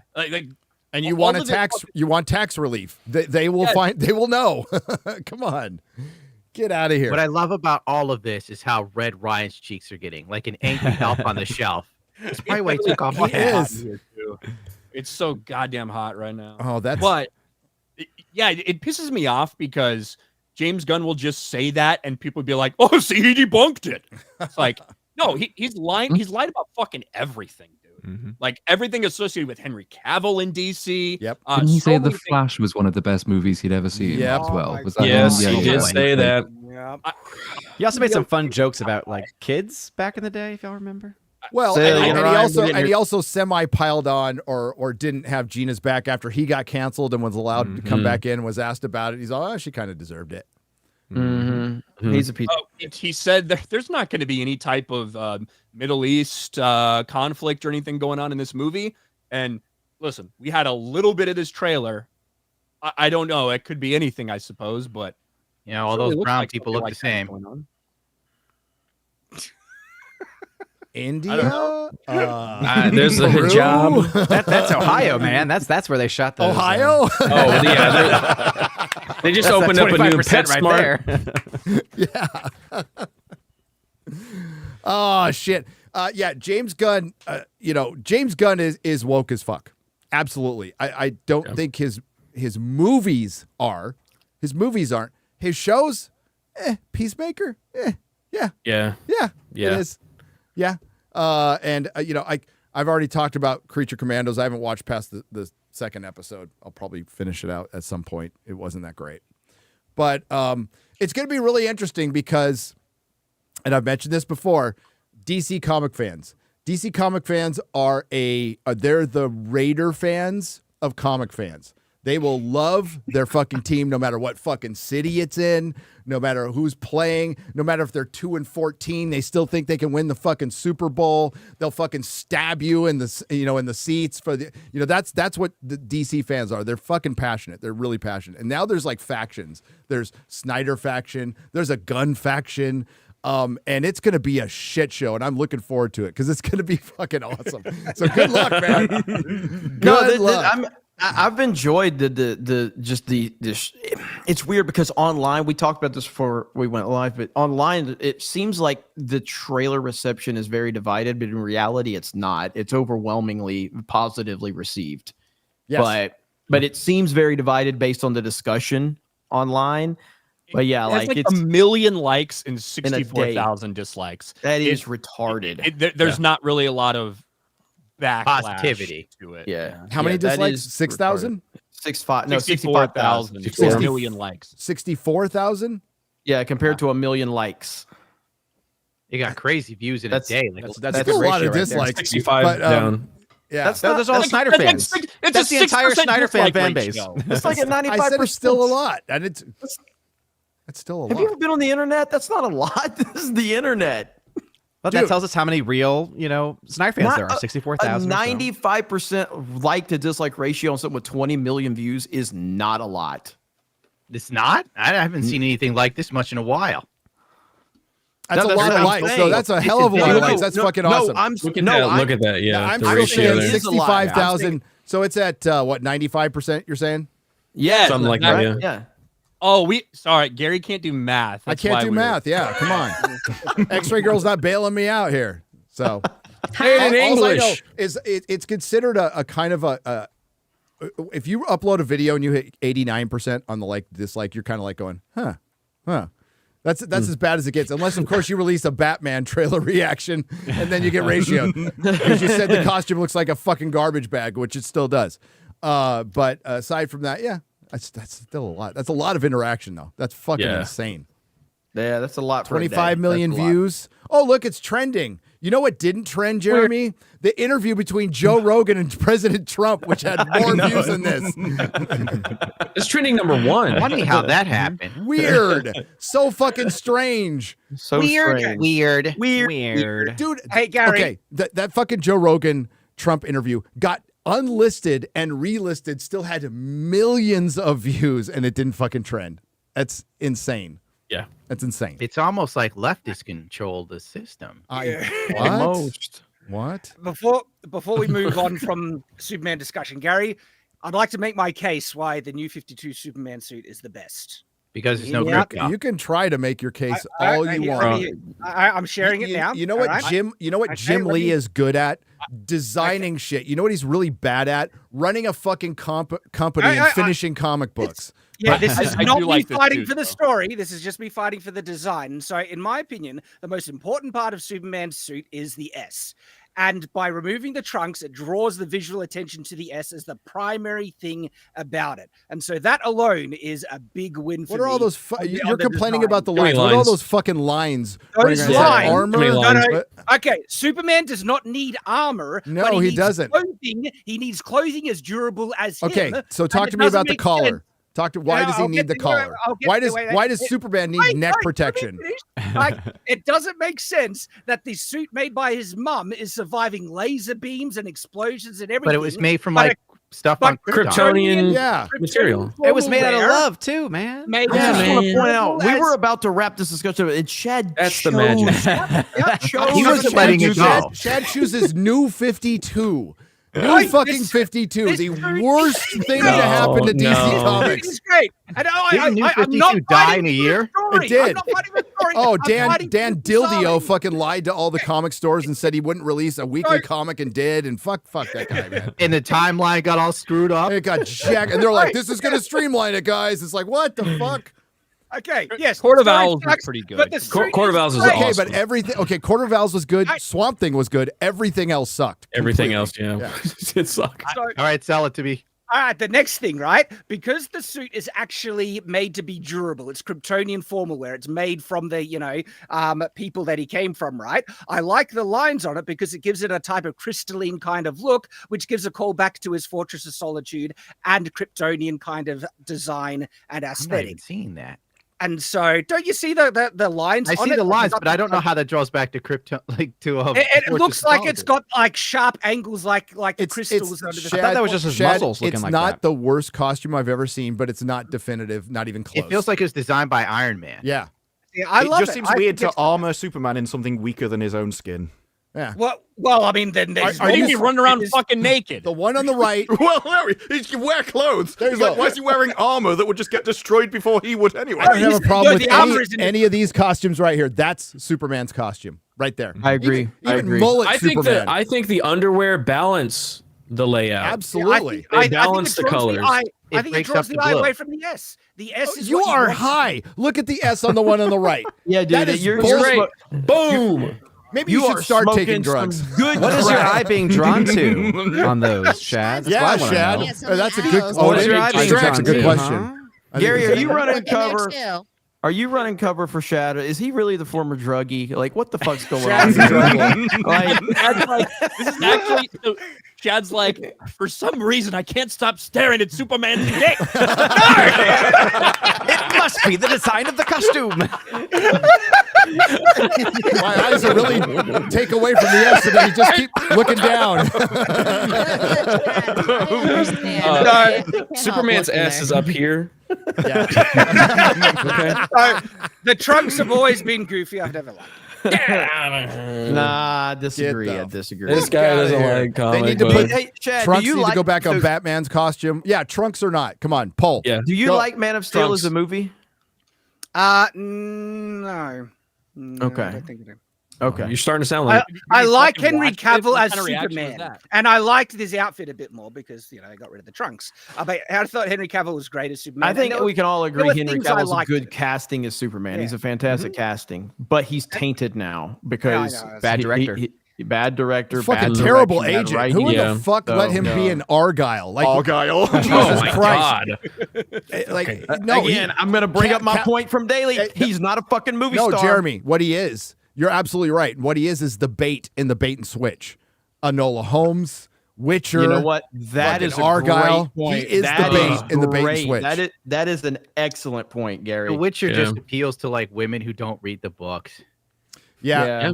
He is the bait and switch. That is perfectly said right Look there. at that That's Alex perfectly Ross said. masterpiece right there. Look at Come on. that. Come on. Is fucking Superman right there. Right there. That's That looks amazing. really It's good. You know what I bad love Jim about Lee this? shit. What I love about this, the size of the S. Oh, this side. Oh, What that's are what you you're really I didn't know where he was going with that. You happy there, Chad? There it is. There's that S, huh? Yeah, man, I don't want Your eyes to are see just that. drawn right to Why? it, right? Long. Why are you putting that in front of me? Get rid It's a of it. suspicious shadow there. I wish you wore gray sweatpants instead. Man, I become for all of his bad takes, I've just become a bigger fan of Shad. Like I just love It's watching great his for videos. starting and as his a breakdowns. discussion. Yeah, dude. That's what I'm doing. No, Shad is just engagement farming on FNT. That's what he's doing. That's what he's doing. He's just trying to get material. He's like me on Twitter. He just stirs the pot for his next video. That's all he's doing. Were you here the week when he just made everything Twilight? His entire background was Twilight T-shirt. I'm like, every time I stared at his picture, I noticed something else he'd added.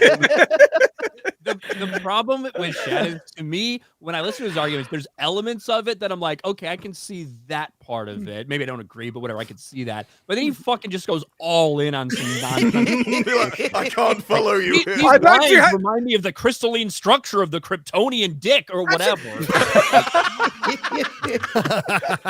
Chad goes too far off the rails for Ryan. Yeah.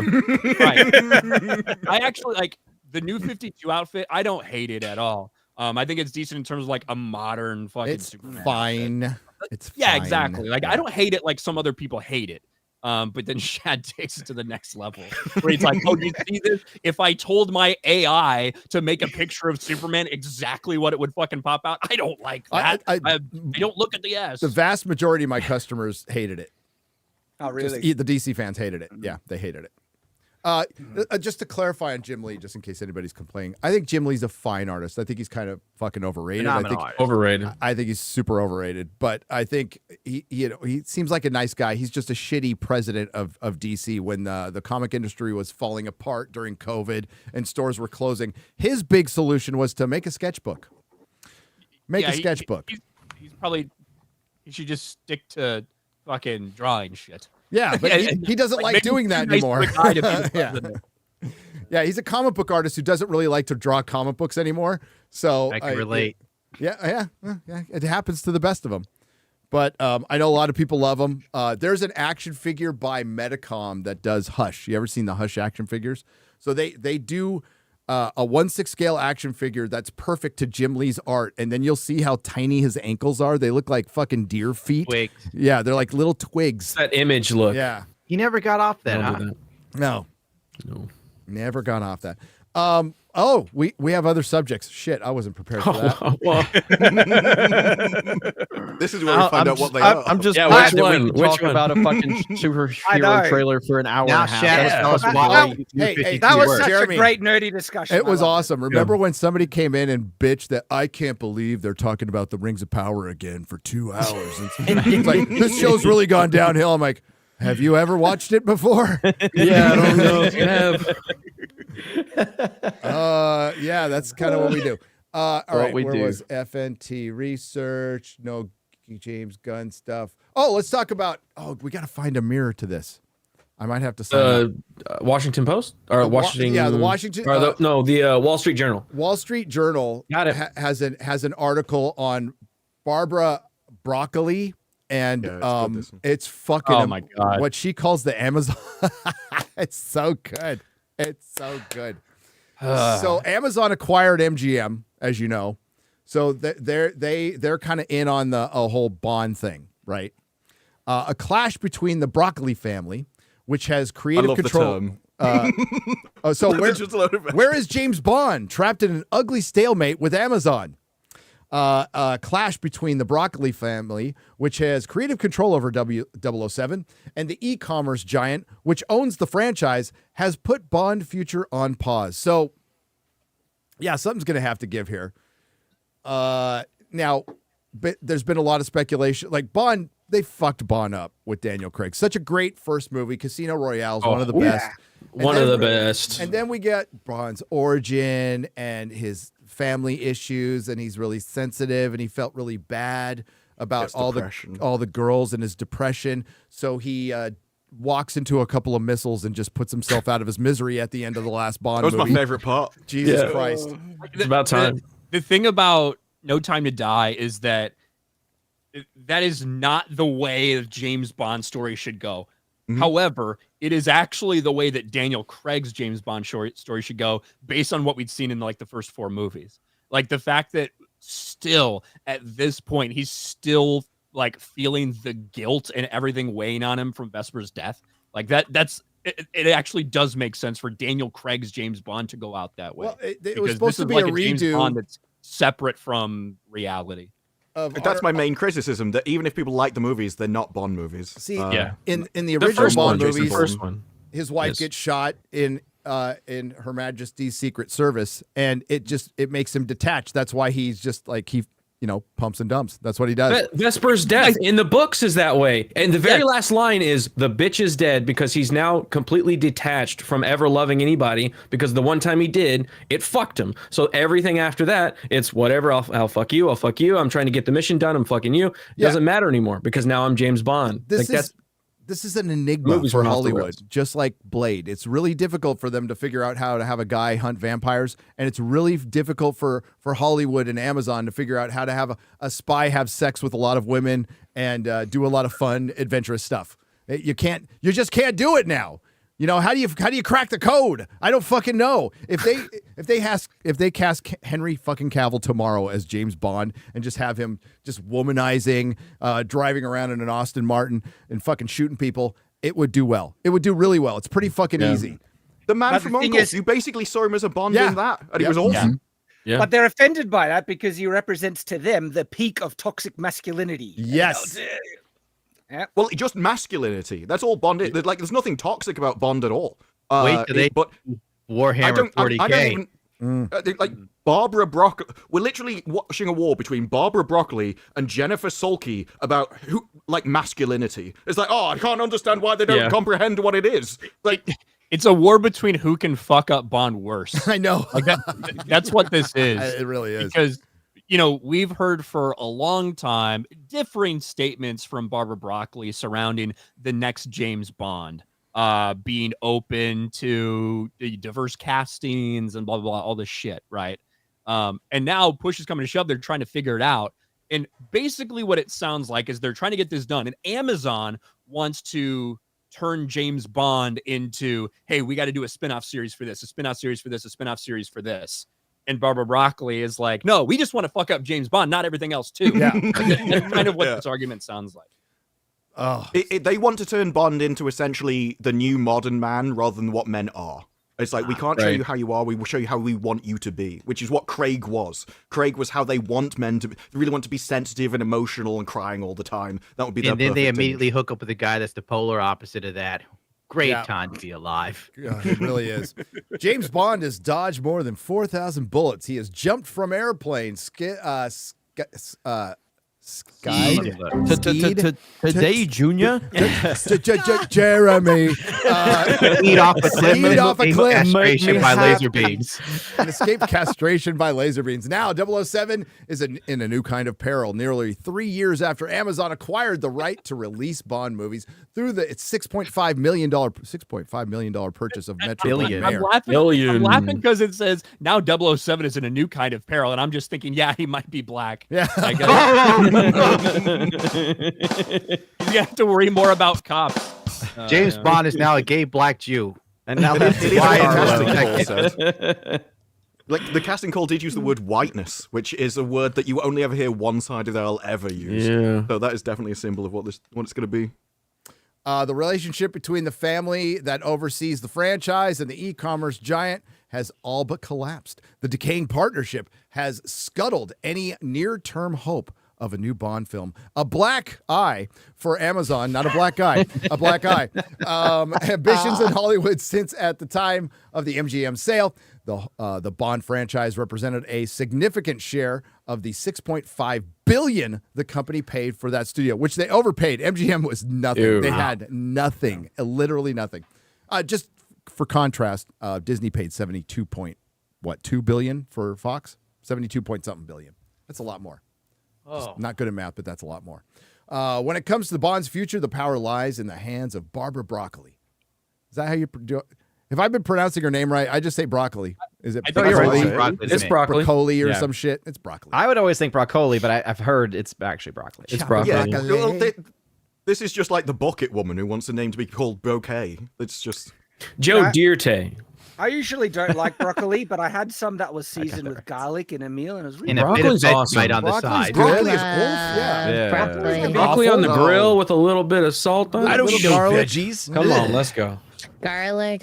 Scroll down a little bit. Let's just get what she calls the. Okay, go ahead. Broccoli is fine for a fucking vegetable, okay? Rate it on a curve. I love broccoli. I can't let that pass. What does Ryan like? On cauliflower. My cauliflower. Vegetables make this guy mad. Jesus. So it's like pissing me off that a bunch of people are simping for broccoli. Like simping for broccoli. It's not bad. Get some steak and some broccoli next to the steak. Yeah. Oh yeah. The juices in all the leaves. right, hold the juices in there. If you cover with some cheese, put it in the oven. Oh, then put a little okay. cheese in there too. Damn. Oh yeah, this is great. Let's go. Let's go. To friends, broccoli, not the vegetable, the person, has characterized her thoughts on Amazon this way. And this is where her and we are in lockstep. We are in agreement. These people are fucking idiots. I like it when people that have the money can just say shit like this and they don't care. I love it. I love it. A representative for Eon, the production firm behind the Bond film, said Broccoli and other members of the family had no comment other than they're fucking idiots. We already told them what we thought of them. That's all that needs to be said. Tell my friend to go tell a website this. Yep. The two sides are at an impasse. Amazon needs Broccoli to furnish them with the ideas for the new Bond film, but Broccoli doesn't want to make a new Bond movie with Amazon. The standoff, say people on both sides of the divide, boils down to a clash between the 20th century Hollywood of the big screens and big swings and a new entertainment industry ruled by Silicon Valley firms. The prize data algorithms and streaming and subscriptions. How Now, does what I something don't like get- this Where's that happening? Oxford How do comma? you spend billions of dollars on a company and you're not allowed to tell them what to do? Like, Yeah, how do why you get can't she into just be that fired? position? Yeah. The murky world of intellectual property rights, which if somebody actually figures that out, then you'll figure out the meaning of life. You will. Well, I want my money if you back. own the company, you own the rights. Nope. So like, nope. Distribution rights, but not creative rights. Right. And so like, and they do own, like, obviously they got what, 27, how many are there? 24, 25 Bond films. So they do own all those as well, right? That they now have control over what's happening with those. But in terms of making new ones, that's a difference. Yeah, they need her. If they could get rid of her, they would. Believe me. It's like J.K. Rowling, right? It's the same thing. Yeah. So this family's been in charge of it forever, and I know Sony was involved for how many films? 1 or 2 co-distribution, something like that. But they're not involved anymore. Yeah. So they're talking about toys and shit. It's like, listen. I'm just here because she called them fucking idiots. That's all that's all I care about. Somebody called Amazon fucking idiots because they're fucking idiots. Specifically Jennifer Salke. Specifically, Jennifer Salke. There's a portion where they talk about spin-offs, and that to me is like what I think is the interesting part, right?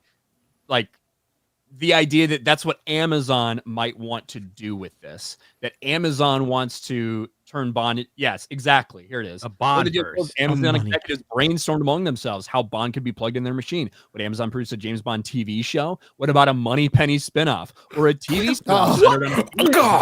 That would look like that Netflix show we showed earlier. It's just her delivering letters to people, answering the phone. Broccoli's responses, one friend said, is often the same. Did you read the contract? So, and one of the things that we've kind of thrown out there for a very long time, well, I would say the past decade or so, once people started seriously pushing for a black James Bond or whatever, or a female James Bond, which makes no fucking sense. Agreed. Was, hey, if you want to make 005 a black dude, okay, whatever. That's not James Bond. I think that is where their brains are going as well. Like, hey, we can get all these diverse castings if we do this. We can make 006 a woman. We can make 008 a black guy or whatever. So basically, you're telling me there's a woman in power here, Ryan. Yes, I would be telling you that, Gundam. Yeah, and do you want to know the last TV show that Amazon made around the Bond franchise was this kind of Saturday night TV show quest around the world? Yeah, they set up like little puzzles in rooms and then just had a...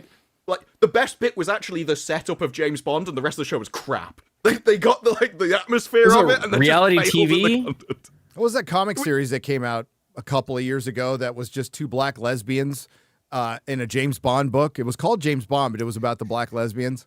I can't remember. This was literally like, if you climb up a crane, you'll get 10 grand. That was basically the show.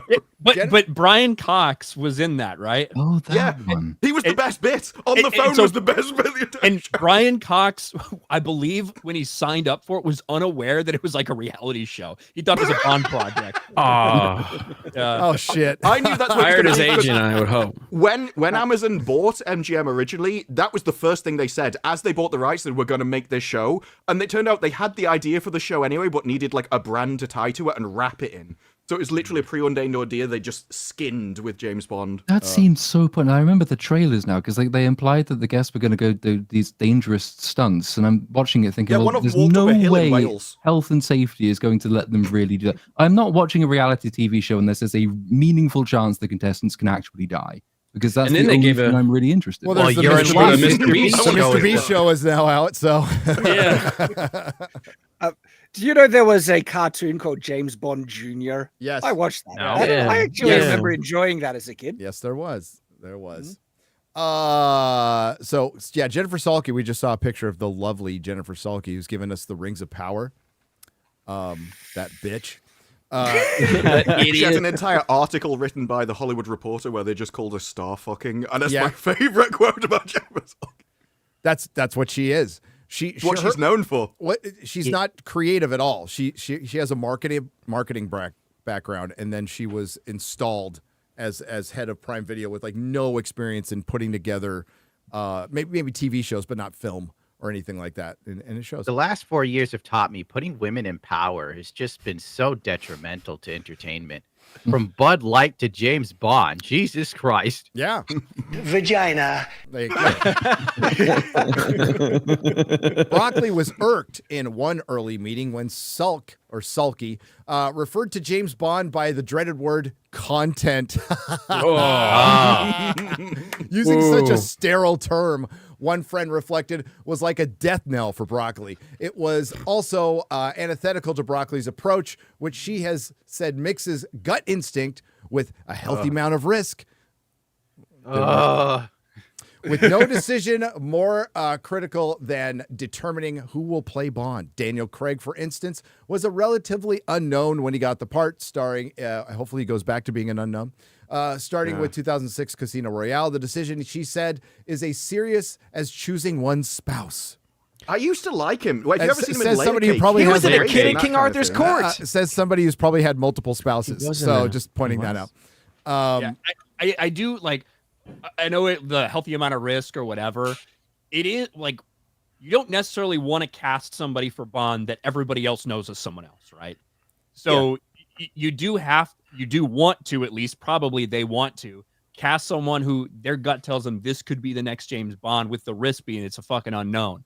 And like, will they do it well? Will they do a good job? Will people receive them well? And listen, Casino Royale was my shit, dude. I fucking loved that movie. It's a great movie. And because I thought it was the origin for James Bond, right? Where like what happened with that is why he is the way he is towards women.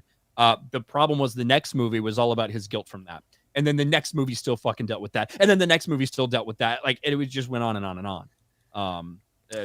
So former Amazon executives, I could guess who at least one of them are, have criticized the company's approach to development, saying it's overly reliant on calculating risk aversion. It's been a big problem in Hollywood.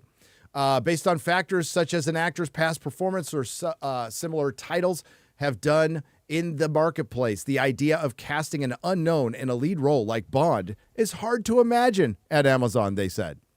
You would think Amazon, with its long and unbroken record of tremendous failure in adapting games like these, would reevaluate its approach to risk, right? Like after Rings of Power, you spend $1 billion. Where was risk management there? It's a vanity project, and they don't really care. I mean, that's the only logical answer. Well, no, I think hiring the unknowns. I think hiring the unknowns was the risk management, because Amazon is an analytics company, so they treat this exactly the same way, and so they thought that basically if they hire people they can control, it will be in their hands and they'll make it perfect.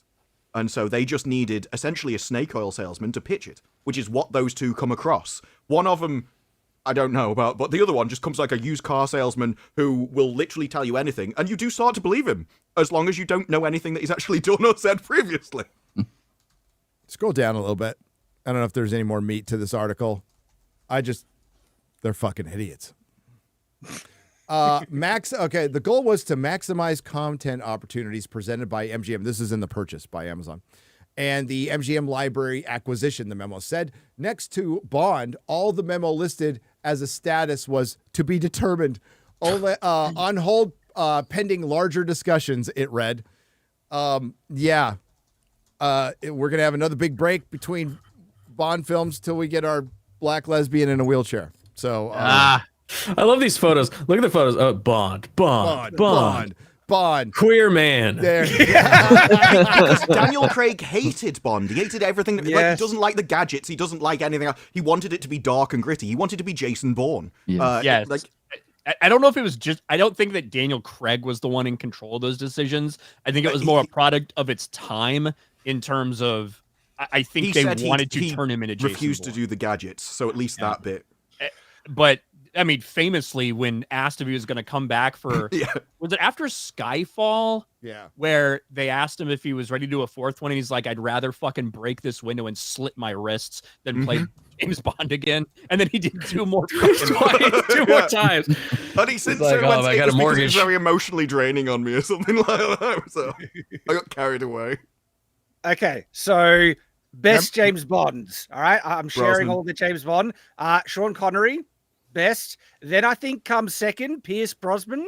All right, and then I would say Roger Moore third. Roger Moore was a great. It's great, yeah, great. It's the one I grew up with. Cheesy but great, like that perfect amount of. Roger Moore. If Timothy Dalton's Bond had come out fucking 20 years later, he was. Dude, I love Dalton's Bond. I loved it. He did good. I would say Dalton is fourth, and then we would get to David Niven, and then Daniel Craig is West.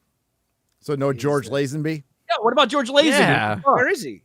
He's right there. The second. He's the second. Or did you say someone else's name? He said David Niven. David Niven's in Casino Royale, right? Oh, the original one. Okay. Yeah. Well, then, George Lazenby. Sorry. I've only seen the Pierce Brosnan ones, so On Her Majesty's Secret Service. You've only wait. You said I've never Mission been a fan. Any other ones? So I remember you saying Mission Impossible's better than James Bond, and you haven't seen any like. Yeah. What? That's why. He's all, fucking hate Daniel. I hate Give Daniel him a Craig. homework assignment. I hate Daniel Craig as an actor. I've always hated him, so I never was going to watch his. I can't stand Daniel Craig.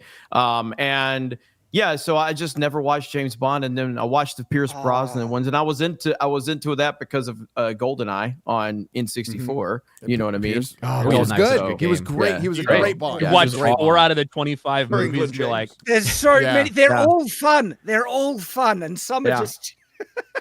The one where Sean Connery goes to Japan and becomes a ninja. yeah. Oh, that's hilarious. I love that. The problem with Roger Moore's Bond is like his is the most hit or miss era. Dude, when Jaws got a girlfriend, that was awesome. Okay.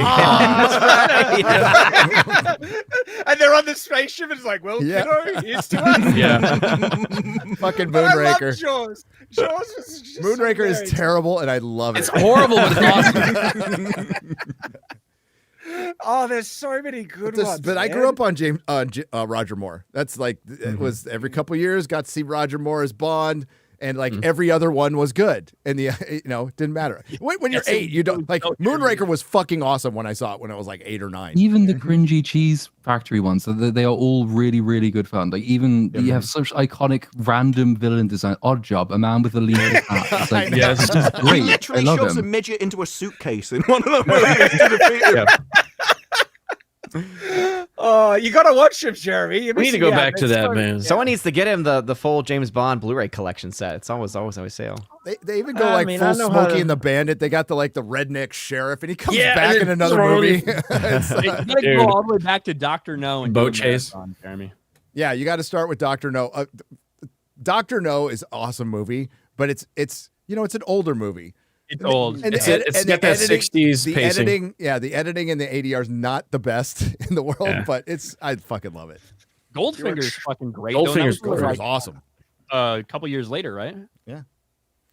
I just love the old tropes as well. Like, you expect me to talk? No, Mr. Bond, I expect you to die. Die. I'm going to walk away and assume that he'll just die. We've heard about them bringing back Austin Powers, possibly for a 4th Austin Powers, but I'm like, would anybody understand it other than like all of us olds? You know, they were such good films though at the time when they came out. They hit at the right moment because the zeitgeist, like everyone knew what James Bond was. They knew the 60s James Bond. They knew all the cheesiness and the fun of that, and they played on that. But if they brought it back now, I feel like so many people would be like, I don't even get this, bro. This guy's got no riz. That was the issue with Dark Place. It's an incredible comedy. It's a parody of like 70s and 80s sci-fi. But unless you've seen those things, you won't get it at all. So it died, even though it was incredible. Like it'll probably hit for us, but like I don't know, like on a massive scale, like the original Austin Powers hit. So you're saying Mike Myers is about to crash out? Maybe he fell off. I don't know. Well, he's about to roll back up for Shrek 4 or whatever the fuck they're doing. That's easy. You could do that in his bedroom. I can't 6 now. Yeah, I can't believe they haven't done more Shreks. Dude, we're on Shrek 2. We're on Ice. We're on Ice Age like Shrek 90. 2 is the best one. Like the Ice Age films. The Ice Age should be over by this point. They sent so many. After the first one, they should have ended. It's like the Land Before Times movies. They just fucking kept going forever. Why doesn't Shrek 2 get mentioned as much? It's one of the great animated movies of all time. It really is. Shrek 2 is fucking Shrek 2 is fucking brilliant, dude. It's really good. Hell yeah. Shrek and Shrek 2, love them both. I've told the story before, but all I remember from the first Shrek is the menu, right? So my kid he was very, very young. He loved the menu and Donkey going, pick me. Does anybody remember the DVD menu? Yes. Where it's all picked, and he would just watch that. It's like a Brady Bunch for hours, dude. I'm like, oh, dude. How many Shrek movies are there? Because I really lost interest after 2. There's actually 4 actual Shrek movies. The one's called Forever After, not Shrek. Yeah, 4. So it's called Shrek, Forever Shrek After. the third, Shrek then Forever. 5 is coming out in like 2026. And then they set up at the end of the last Puss in Boots. Yeah. Puss in Boots 1 and 2. I saw Shrek for the first time in May. I guess I really. Yeah, so 2026 is when the next one comes out. So, do we want to go over Hollywood Reporter's Hollywood's biggest winners and losers? I do. Let's take a look. Hollywood's biggest winners. Before we move and on losers. from James Bond, can we hear from the Brits, because they're the ones that matter in this yeah. equation? Before they talk, I gotta go. Fuck the Brits anyway. So I gotta go. Merry Christmas. losing their country to the Muslims. Filthy animal. That was only meant for Az, who's a fake Brit. So it's all good. So, but Merry Christmas, everybody. I hope everybody has a good Christmas with your friends and your family. Everybody except for Ryan. I hope yours is as miserable as every other day for you, Ryan. I hope you hang out with black people on Christmas. So, all right. Have a good day, everybody. I'll talk to you later. Love you, Jeremy. Bye. The smartest one on this panel. What a Christmas message. You're just adding to your bad takes, Chad. Yeah, Hey, Chad, do you at least? Oh shit. Chad, we got to get you on main event one of these Oh, evenings. hell yeah. That shit show. Just bring you into that shit show. I can't wait. Your takes were finally so bad. Jeremy's like, let's invite you on that one. Come on. Let's do it.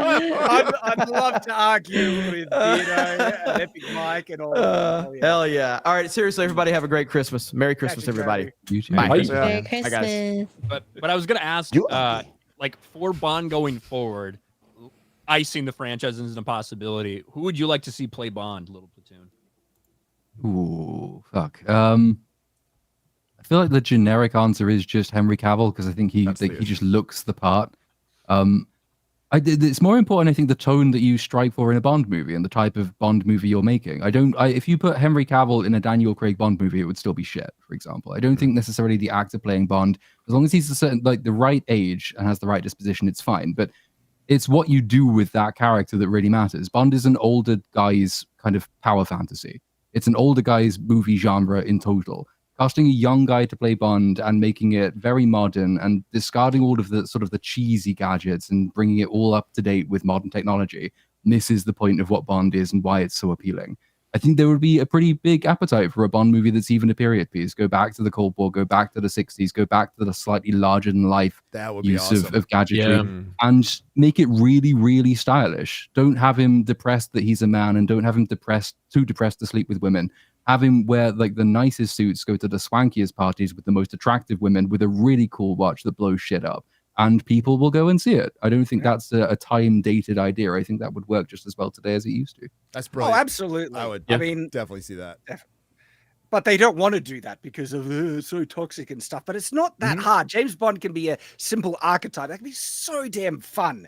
Just have him enjoy his job. Yeah, I like killing bad guys because they're bad guys. The guy I would have liked to have seen in the past was actually be Sean Bean that we saw in GoldenEye. Him and his own James Bond, I think, would have been cool. But I think Henry Cavill's time would have been just after The Man from U.N.C.L.E. They should have just immediately got him then. And be like, because I agree with the whole, it should be an unknown. I think it needs to be a white British actor. Yep.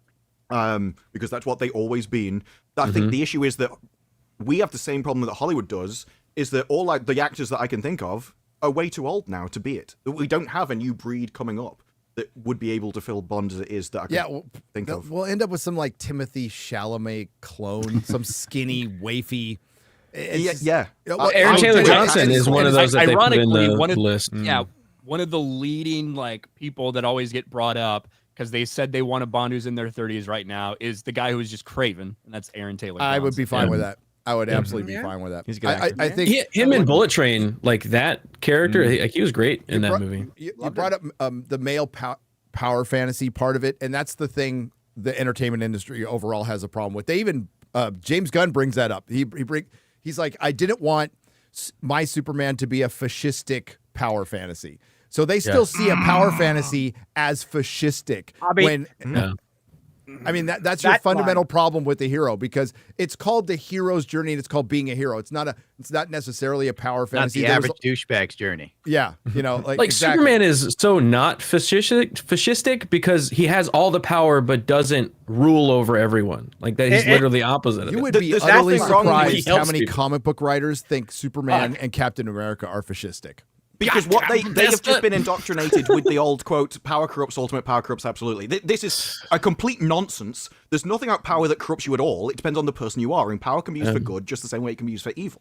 And it depends. Like, James Bond is powerful, but at the same time, he's the thing, it's for Queen and country. Everything he does is for Queen and country. And then, yeah, he's like shagging people on the side and stuff, and he's sort of living the high life when he can. But that's because he might die tomorrow, and so he's making the best of the time he's got on Earth.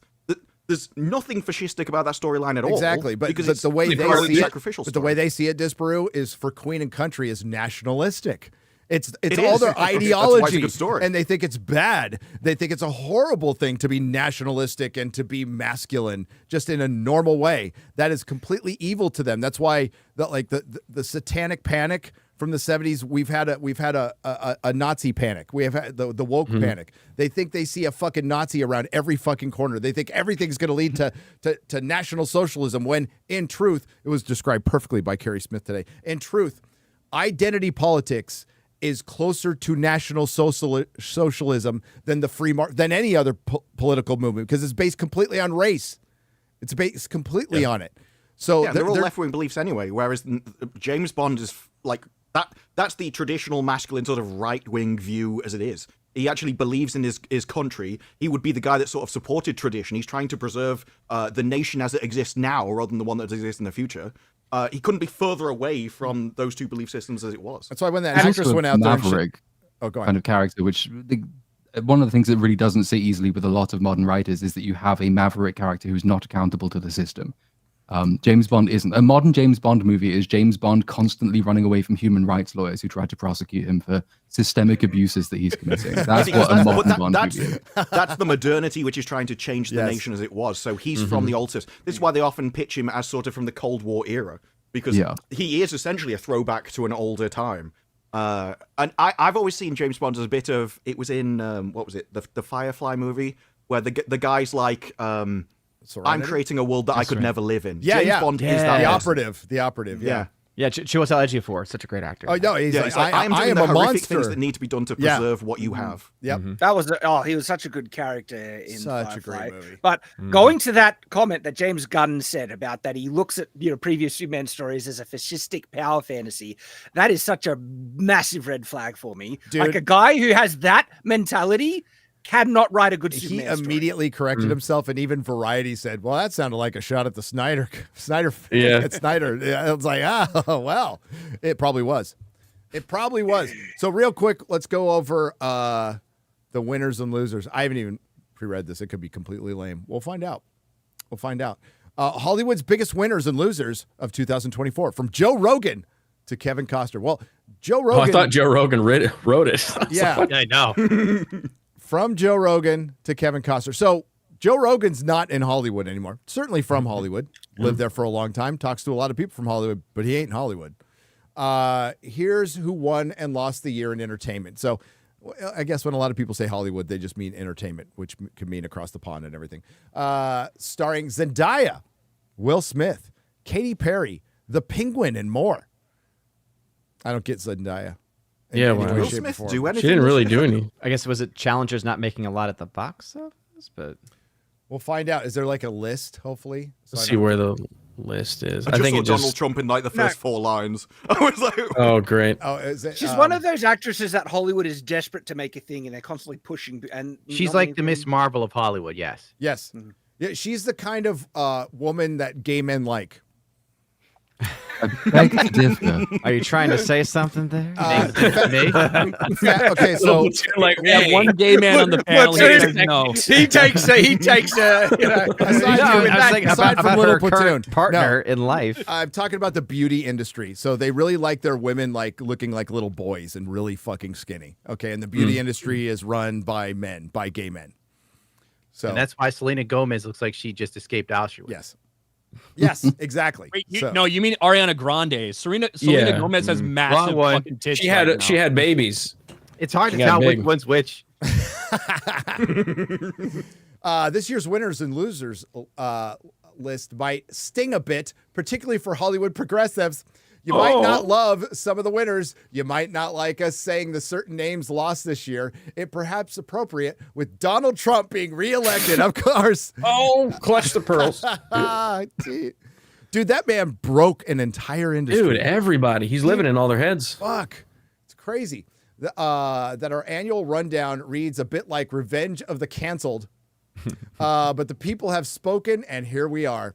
The list below also features several talented actresses who are arguably the best for the best year ever, bold creatives who took huge risks that flopped, the two Gotham City villains projects that are very different with very different fates, a sci-fi franchise whose fandom lost hope, and more, including literal aliens.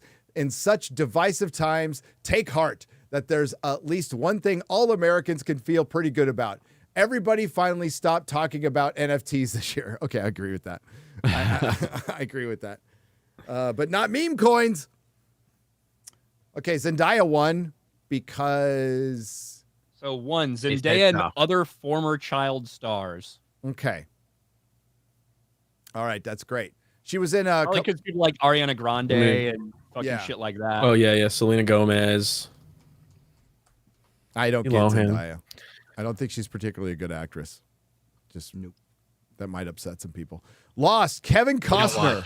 They and did Francis Ford Coppola. Well, Francis Ford Coppola put $100 million of his own money into a vanity project, which if you're going to do a vanity project, at least he paid for it himself, you know? Yeah. And don't name it something that you can easily change to Megaflopolis. Yeah, I guess it's it's not a not a good idea. Also, don't sell your vineyard to fund it. You've got free wine forever, and you choose to sell that to make Megalopolis. That's just the wrong decision. That was his crypto coin. Next. So, and Kevin Costner, I want to go back up to Kevin Costner. So he's a loser off obviously because of Horizon and leaving Yellowstone, which hurt Yellowstone and hurt him. I mean, now that I've seen the end of the show, it definitely hurt to not have him around. Yeah, but it was okay. It was okay. It was an okay ending. Like everybody calling it woke. It's like they set it up in a prequel. They set up that ending in a prequel. We have so many people like that though that give up like soap opera jobs over here that they would have for life to try and make it in the movie industry over there, and they all fail. And all coming crawling back over here. I think there is something to be said of just realizing that this is the best you're ever going to have it, and just stay there and milk it for as long as possible. Yeah, never take a chance and try to achieve your dreams. Just that's the message. He was in movies before. Now he's gone down to television shows. That is Ryan, a UK dream. I was going to say that is very British. he would be way better off to stay where he is. Realize your level. So, well, Kevin Costner was, A-list director, actor, and then he fell off because he got old. Then Yellowstone gave him prominence again, and he cashed that in to do his own Western. I mean, I don't blame him for doing that at all. Yeah, we're not talking about like a soap opera actor. Like Kevin Costner was, he's fucking huge. He's still a legend, regardless of fucking Horizon flopping. Or his acting ability. Has anybody here seen Horizon? No. Besides me? No. Didn't even know it existed. Nobody did. That's why it only made $31 million. I know. Is it worth seeing?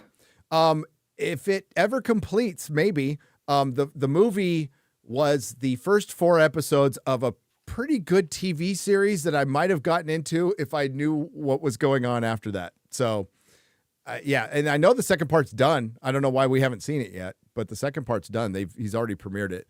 But yeah, it's kind of tough when you don't know your main character's name until about an hour and a half into the movie. I'm like, what's this guy's name? I have no idea. He's mysterious. And then it ends with a trailer for the next movie that was supposed to come out in a month, right, Ryan? It was supposed to be a month apart with these movies, and then they pulled it, and we haven't seen it since. Yeah, and there's like a question as to whether they'll get made, or if they do get made, if they'll ever get released on streaming or not, or in theaters or not. Yep. It looks like I think they got bought out by a streamer, right? Who was it? Netflix? Was it Netflix? It might have been. I don't remember. Can't remember who it was. All right, scroll down.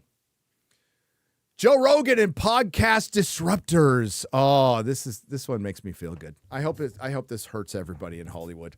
Let's scroll down a little bit. Joe Rogan. Get real mad. Get real mad. This is just the facts. Joe Rogan seemed like a kingmaker this election cycle. His 3-hour normal-ish sounding podcast interview with Trump, normal-ish sounding. Oh, you normal-ish. mean oh my God, they found out Trump's actually a human being? Wow. Must be shocking to them. Interview with Trump 1 week before the election became Apple's most popular podcast episode of the year and YouTube's most watched election-related video that never trended. Not once. Their sit down was even cited by some voters as they exited the polls as helping make their decision. Kamala Harris going on Rogan wouldn't have saved her campaign. No, it would have made it worse. Well, if that's true, why are they calling him the Kingmaker? Yeah, well, can't have it both ways. But her team's decision to make Rogan's show a bigger priority now looks like a misstep. Rogan has bragged that his format is superior to traditional TV interviews. It is. Yep. It's a fact. During what feels like every podcast he's conducted for the last decade. Seriously, he repeats himself a lot. This year, he proved it. You have to repeat for one, idiots. You're talking for 3 or 4 hours. You bring up a lot of stuff that's on your mind. It's a normal conversation, and normal conversations with your friends. If you talk to 2 different friends about a subject, you repeat things a lot. It's called having a normal fucking human conversation, not some canned interview that's script where people pre-read the fucking questions or you're reading off a fucking teleprompter. It's actually 2 human beings talking with no handlers or anything. The guest that he has on hasn't seen his previous episodes. So of course he's going to repeat things across episodes anyway, because a new set of viewers with a new guest. Yes. So you're going to talk about the same topic. But also, one of the reasons why his podcasts are good is because it's not about him. It's about the person that he's talking to. And so he actually doesn't involve him that much. It's more, the conversation is to try and get as much out of the guest as possible. Rather than take over. Exactly. Which is why it's such a tremendous loss to comedy that Kamala Harris didn't go on for 3 hours. I know. 3 hours of, we have to remember the context in which we live and the importance of the passage of time, and the passage of time is the context in all in which we live, and we must be unburdened by the passage, etc. For 3 hours, it would have been amazing. Unburdened by what has been, yes. Well, that's why they're also deathly afraid of her not doing it, because whenever she's speaking normally, people see how smart she really is. Well, I think one of her demands is it could only be 1 hour. Yeah. He had to go see her. Yep. Yeah, hell no. Joe doesn't need to go see her. So honorable mentions are Alex Cooper from Call Her Daddy. I don't know how anybody can listen to that, but whatever. Charlemagne the God, Theo Vaughn, who's great. Club Shay Shay. Can't say I've ever heard of Club Shay Shay. He did Shannon Sharp. That's the name of his. Okay. Yeah. Well, he did the Cat Williams. He did the Cat Williams interview. Yeah, that was good. That was really good. Before Diddy got caught. Ben he Shapiro also went on Instagram Live while he was nailing some chick, Club Shay Shay. Oh, yeah. We were the only ones that saw that on the internet. Hey, I'm surprised. I know Ben Shapiro is influential and stuff like that, but his views, they're good, but not the best. Brett Cooper was getting way more views than him. You got to realize that there's a difference between just YouTube, what we think about, and also the grander scale. Yeah, Spotify is fucking massive. Apple Podcasts are massive. Yeah. And that's the Daily Wire has a fucking shit ton of those constantly. And they also have a machine behind them that pumps up their content, that imprints videos that give them higher views. They have people who they do their own clips, and they're going on other social media and with their clips and promoting it. So they have an entire apparatus behind them. All of these, like Bill Maher does, Ben Shapiro, Club Shay Shay, Theo Vaughn. That's why you see the same guests kind of rotate, especially in the right sphere. It's the same fucking agents. It's the same structure and apparatus that kind of pumps these people up. That's, Tim Pool's not on that list. She's probably upset. But I know Jeremy isn't. But about I'm stuck on the repeating themselves thing. It's like, you have to do that. When you're streaming or doing a podcast, a long form podcast, you can't assume that everybody's paid attention to every single thing you've said in every fucking podcast. That's crazy. That's utterly anyone crazy. Listen to political radio? Have you watched political television? Yeah. Have you listened to sports talk radio? Little repetitive. At the top of the hour, they fucking reset and they repeat the same shit. Because one, guess what? No one's going to watch for fucking 8 hours straight. Well, a lot of you people in the chat will, but most people aren't listening that way. No, Jim Rome, they're listening to a lot of stuff. At the top of the hour would reset the show. Going to reset the show, reset the topics. Yep. Go scroll down a little bit. Joe Biden lost. Joe Biden, Kamala Harris, cheer squad. Yeah, you mean the celebrity? Lost. Yeah. They lost. Great. Look at Mark Ruffalo. Look at that. He looks like fucking Beetlejuice. Like, what's happened to this dude? Just pulled a guy off the street onto it's like photobombed him. You want to That's say what which, sir? leftism does to you. Dude, they're gonna have to recast the Hulk pretty damn soon. I hope it's soon. Dude. They're gonna have to recast all of the Avengers. Everyone there is ancient. Oh yeah, that's what they're heading towards. Gundam. Well, they've tried to. There's like the new Avengers cast, and it looks awful. I'm ready to play Spider-Man. Wait, hey, I'll back you. It's not the fault of celebrities that Harris lost. Come on. It didn't help. It obviously didn't help. Sure. But that's the parentheses. Yes. Though some think their endorsements might have backfired. They did. It's not. No, the reason Harris lost is because she's fucking retarded. Okay. That's the reason she lost. But every celebrity endorsement did. I think there was it put some damage to her campaign. I think it definitely. I think it also damaged the celebrities. Like if you're endorsing people that other people don't like, and you're like, no, she's amazing, and everyone's like, wait, what? What are you saying? Do you think that The Rock stepped back?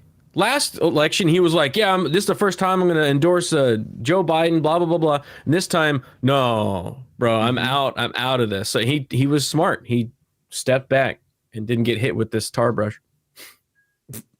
He finally made a nice analogy in there. his career. So yeah, Taylor Swift, Eminem, Lizzo, Megan Thee Stallion, Charlie XCX, George Clooney, Jeffrey Katzenberg. Mark Hamill. Remember when Mark Hamill told half the country to go force yourself? Yeah, what happened to Mark that guy? Hamill crashed out so bad after she lost, he left Twitter. Yep. Like, he thought the go force yourself joke was so good, he said it in multiple clips. Yeah. I know. More than once. Oh, God, it was so glorious to watch him lose. And now you know what? Recast Luke Skywalker. I could give a shit at this point. He's done more damage to fucking Star Wars than Rian Johnson. Maybe he actually had a point.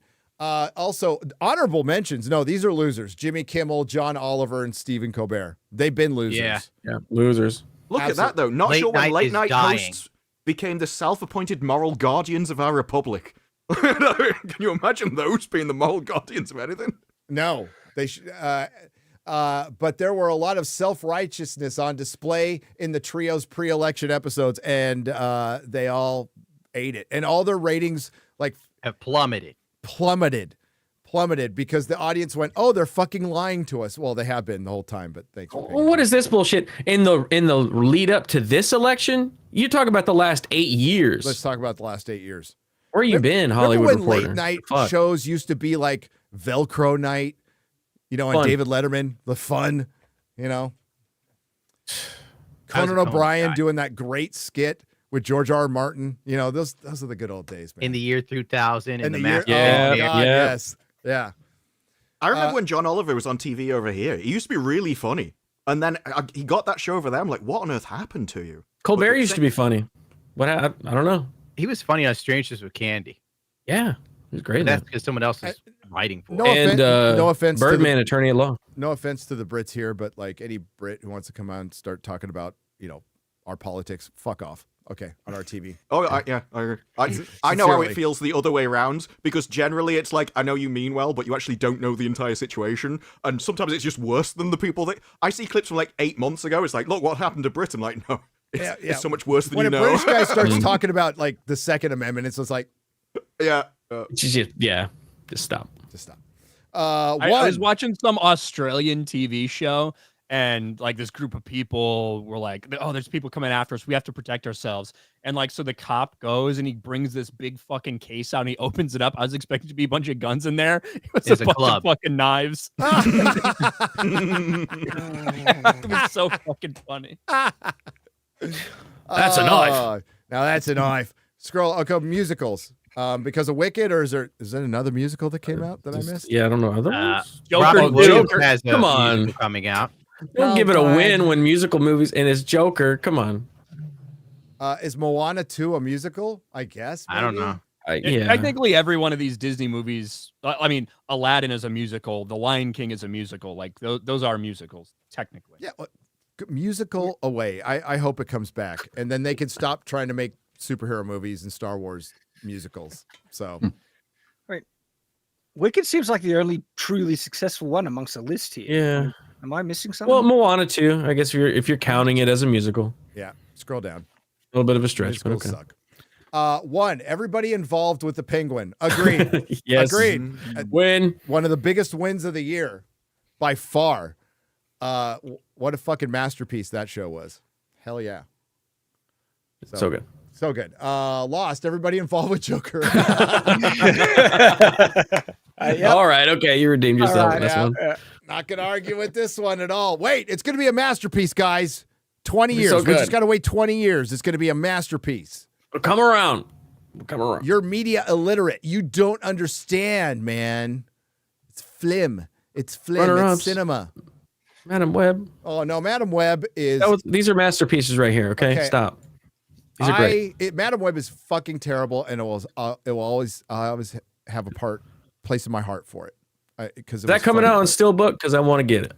It's still one of my favorite movies of the entire year. It was so bad, but it was so hilarious. I actually miss it. It was great fun.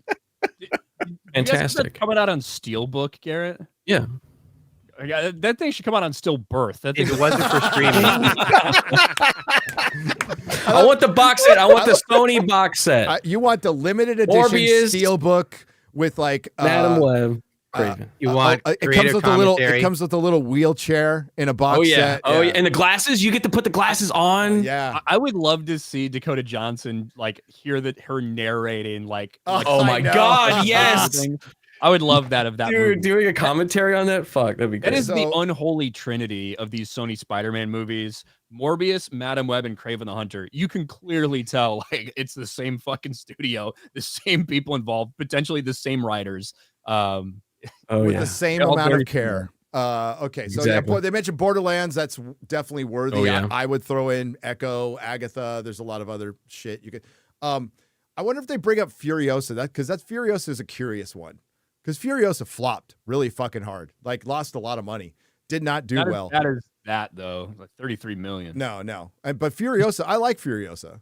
But on the Spider-Verse thing, did you see there was a quote from a Sony executive? Was it in it might have been Deadline or Variety, one of the two. It was talking about why we never got Spider-Man in the Spider-Verse movies. Yes. And the Sony executive who said, there was a feeling that the fans wouldn't accept it. They looked at Madam Web and they thought, we have to protect this movie from Spider-Man. That's what we have to do. This jewel we have here cannot be tainted by Spider-Man. These, you know what's funnier is these people are paid a lot of money to make these decisions. Yeah, it just doesn't make any sense. They're idiots, you could say. Go show there's some people in the company that can, see trash is trash, and they're like, But they thought audiences would be confused and that people wouldn't accept Spider-Man in a project outside the MCU. And it's I'm sorry to tell you this. Most people have no fucking idea what the difference is. Yep. A lot of people don't even know the difference between a Marvel and a DC movie. The actors involved in Madam Web might not have noticed the difference between a Marvel Sony movie and a Marvel Disney movie. So Sydney Sweeney and Dakota Johnson in their announcement of their casting both tagged Marvel Studios, the Disney Marvel Studios. Oh, wow. Poor girls. Scroll down. Let's see what we got else. One. What? Okay, we can skip past that. Yeah, I don't know who the fuck this is. Dude, we don't know. Poison Ivy dude or something? Yeah, it's a dude. X-Ray girl, are you a girl of summer? Hey, Az, is that oh, you're not here. Is that a guy or girl? Katy Perry, don't care. Oh, she lost. What did she look? Did she hit the wall? She do something? It feels like, I get they both have concerts. I guess maybe hers isn't as big or something. I don't fucking know. All aboard. Yeah, she quit American Idol. Oh, she did? Oh, to go. I didn't even know she was on it. I didn't either. I didn't know that show was still going. I didn't know it's still going either. I think to know who these people are and what they're doing, you really need to not have a job. You gotta have a lot of time to focus on your TikTok career. Wow. Some people say, wait, scroll up. They say, Perry quit, like Kevin Costner. Perry quit American Idol, though Idol is no longer landing Yellowstone numbers, to be sure, to launch a comeback album that some mused must be made by AI. Oh, Caddy. Oh. I think aren't all of her albums made by AI? Oh, the people behind the writing are as good as AI. Well, you might know about this, Gundam. There was an article. Paul Joseph Watson did a video on it a million years ago, and there's an article in The Atlantic from 2015 that talks about the 2 or 3 former metal guys from Europe who figured out the pop algorithm. They figured out a pop algorithm. And they produced Katy Perry and Taylor Swift and all that, and it's about finding more hooks in a song, like more than 2 hooks or some Read the article; it's fascinating, and it's basically Beats an per algorithm. minute. Yeah, it's an algorithm. You can run a song through the algorithm, and it will tell you whether it would be a hit or not, and that's how all things are done. This is why music has got simplified now, and it all kind of sounds the same because it's what happens. It does. You'll never have anything like innovative if you follow that algorithm. Because you want to hear "I Am the Walrus"? Guess what? You better look for the John Lennon cut because nobody will do anything like that ever again. No. But this, motherfucker. This is also why AI generated music is generally pretty good because just math. It sounds the same. Get him out of here. All right, scroll down. Aliens. It did well at the box office. I wouldn't call it a win. It wasn't very good. Listen, this is not just about Alien Romulus. This is about a bunch of different things. Quiet Place. About aliens. Yeah. So I know I didn't read this article because we didn't know we were going to talk about it, but I can already tell. So. Yeah. I mean, I haven't heard of many of these other alien movies. Quiet Place Day One, I think it did okay. That's the only one. Everything else, I'm looking. I wouldn't call that a whim. I like Aliens. It's fine. Alien Romulus. Some people liked it. I thought it was a greatest hits. The robot was awesome. The robot was great. He was the peak of that movie. Yeah. I liked when he became retarded again. But it was like a greatest hits album done by a bad cover band. But that's me. Scroll down. Sometimes cover bands are fun. I'd say it was a greatest hits by a good cover band, but it's still not the original. The director's good. He should go out and do like his own original stuff. His own. I want him, Fetty, do your own stuff. FX. Yeah, Shogun. Fucking Shogun was hell great. yeah. I'm down with that completely. Apple TV. Go on. What else did FX put out? There's a couple other. Scroll. Fargo. Yeah. Fargo. The Bear. The Bear. Yeah. Yeah, FX doing pretty good. Apple TV not doing very good. I guess it doesn't help to have like a bunch of proprietary devices if you want like mass appeal. Just saying. Can I get Apple TV? Like I have a Samsung Smart TV. Can I get Apple TV on there? Yeah, you can get it on Roku. I don't know if you can get it on a Samsung Smart TV, but you can get it on Roku for sure. I think you can. I mean, the question isn't really can you get it. It's more like should you get it? And yeah. Yeah, George Clooney, not a movie star, by the way. Just want to point that out. Argyle, Fly Me to the Moon, Wolves. Wouldn't it be Wolves? Should be. It might not be a grammatically correct title. Okay. Time Bandits. Oof. Oh, that came out? Oh, God. I watched the first episode of that. That was the most condensed crap I've ever seen. Every single line was something horrific. It was like the only reason I didn't review it is because it would take me too long to do. And the reason I love Terry Gilliam even more is he went, I guess, on the first day to check it out. And he basically told him all to fuck off. And I'm like, I love you. I fucking love you, dude. Love you, Terry. Yeah. It is a weird outlet. Like Apple has a couple of half decent TV shows, and then a whole bunch of absolutely garbage ones. Like Foundation is awful. Silo season 1 I thought was quite good. Not quite so blown away by season 2. I hear Slow Horses is good. I struggled to get into it, but lots of people seem to really like it. For All Mankind, and all of these have massive budgets as well. They look incredible. Even the garbage ones look like really, really good. But they never really get talked about because nobody really watches them because nobody really has Apple TV, and I don't really know what their plan is. Severance was good, just a bit slow. I'm hoping season 2. Scroll past this one, middle-aged women. I just like the title. Actresses of a certain age. Old? So a bunch of I said it appeals to middle-aged women. A certain age, is it? I listen. I saw more Nicole Kidman on the big screen this year than I've ever seen before. But that's only because she's in those goddamn fucking AMC commercials. Yep. Scroll down. Eat the up, whatever it is. Will Smith. I'm gonna say, Bad Boys. What was the it was Bad Boys 4? It was Ride or Die. Bad Boys for Life. Bad Boys Ride or Die. It was Ride not or Bad Die. Boys for Life because that was the third one. Those but good movie. I liked it. I actually thought it was good. It was a fun movie, and they leaned into the slap, like they took Which care they of had it. to do. Yes, Yeah. and it was funny, and it was actually well done. So yeah, I think why not? I think he should bail that bald. Yeah, bitch. But a lot of good family stuff in it. I liked it a lot. Yeah, I liked it. having. I thought it was a fun movie. It was. Lost cable TV. Wait, hold on. Scroll up. I saw something when we were Gina Carano. Right. Yes. Plus, Smith started inking deals again for new projects and thrilled Coachella with a surprise performance of the Men in Black theme song American Hollywood. Both such forgiving places, unless you're Gina Carano, of course, who's apparently a monster. Wow. Can you go to that? I wonder if that's supposed to be tongue in cheek. Yeah.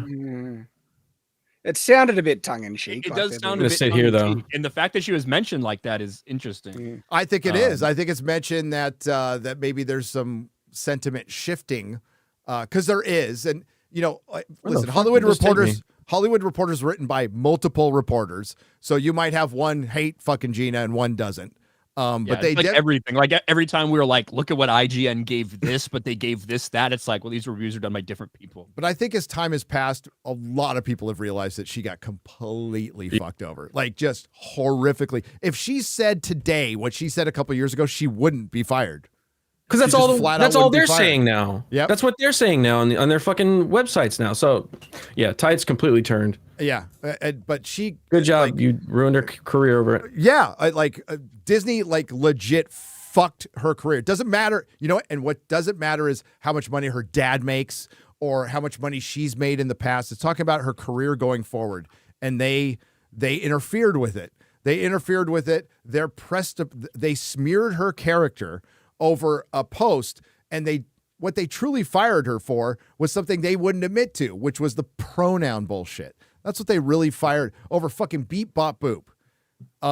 So and now they're removing plot lines in their movies because they think it's not a conversation we should be having. And Disney thought they could fucking get away with it, but now she's got fucking Elon lawyers who are better than fucking Disney lawyers.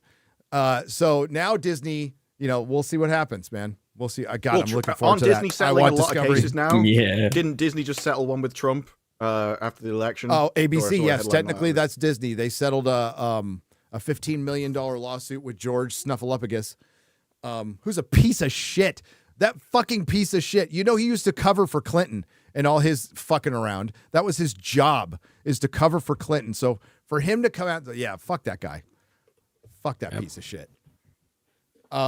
So cable TV. Oh, dude, somebody really needs. I'm sure Alex Jones has done it, but somebody needs to do an in-depth video on how many people from the Clinton and Obama campaign went directly into Hollywood to work. Yeah, it's Netflix and all of them. Yeah, it is a fucking lot. Lost cable TV. What's her name? Mish Brzezinski. I don't know. She's got nice tits. Yeah. But she's fucking dumb. Yeah, they lost. They've been losing. The bottom just fell out. So too bad, so sad. MSNBC. Scroll down some more. Are we almost done here or what? Taylor Sheridan won. Yes, he's written every good show this year, pretty much. Yes, Landman is fucking awesome. Tulsa King is awesome. Watch. This has got Disparu written all over. I hope this is referring to MILF Manor. God, I mean, Love Island, Love is Blind. Americans want their reality TV as filthy as the Brits. Yes. The drama. Well, you know who watches it? Women. This is true. Women. That's how that. There we go. Whoa. Yes. I agree with this one. Let's hear what they have to say about this one. You know what women aren't watching? Please, Gary, could you read? Acolyte. That shot makes it look like she's holding a lightsaber at her own face. It kind of does. Other end. She's a lesbian. Do you know that? Oh, I didn't know. I assume they all are. In the show, she's a lesbian. Another Star Wars film pushed. Another Star Wars trilogy announced. Does anybody think these announcements are real and not money laundering schemes? This is the Hollywood Reporter, by the way.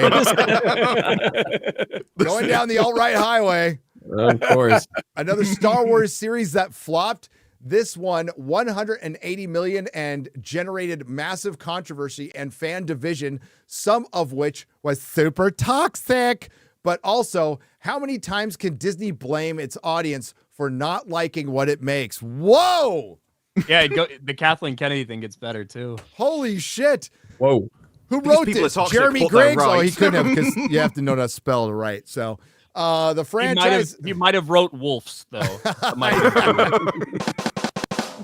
The franchise's new kids show, Skeleton Crew, is getting good reviews for its first 2 episodes, so that's at least something. Nobody's watching it, though.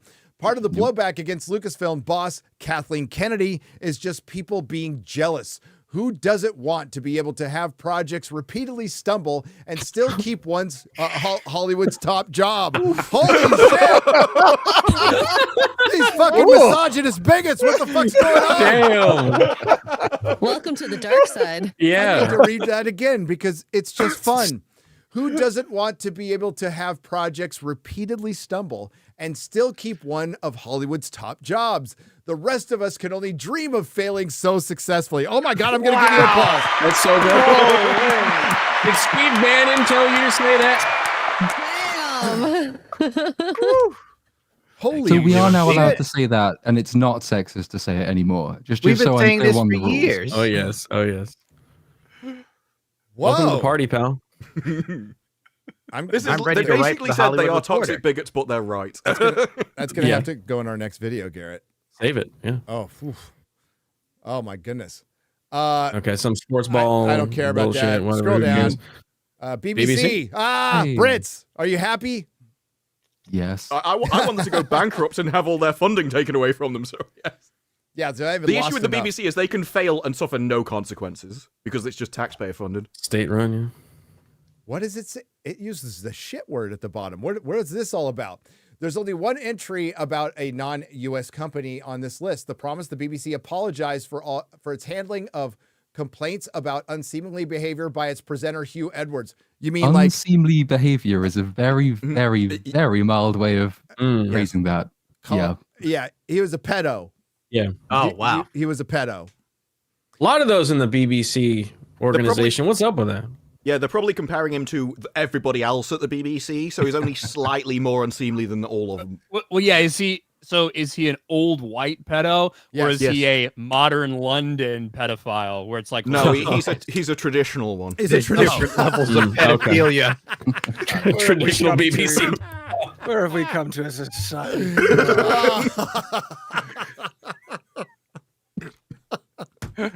It's the regular old creepy kind. The BBC then apologized for an inaccurate story about Nigel Farage's finances, and the BBC also apologized to Strictly Come Dancing contestants in general for abusive behavior on the set, and months later apologized specifically to a contestant, Amanda Abington. Still, unlike many U.S. News outlets, at least, the British Blunder Concession Network owns its shit.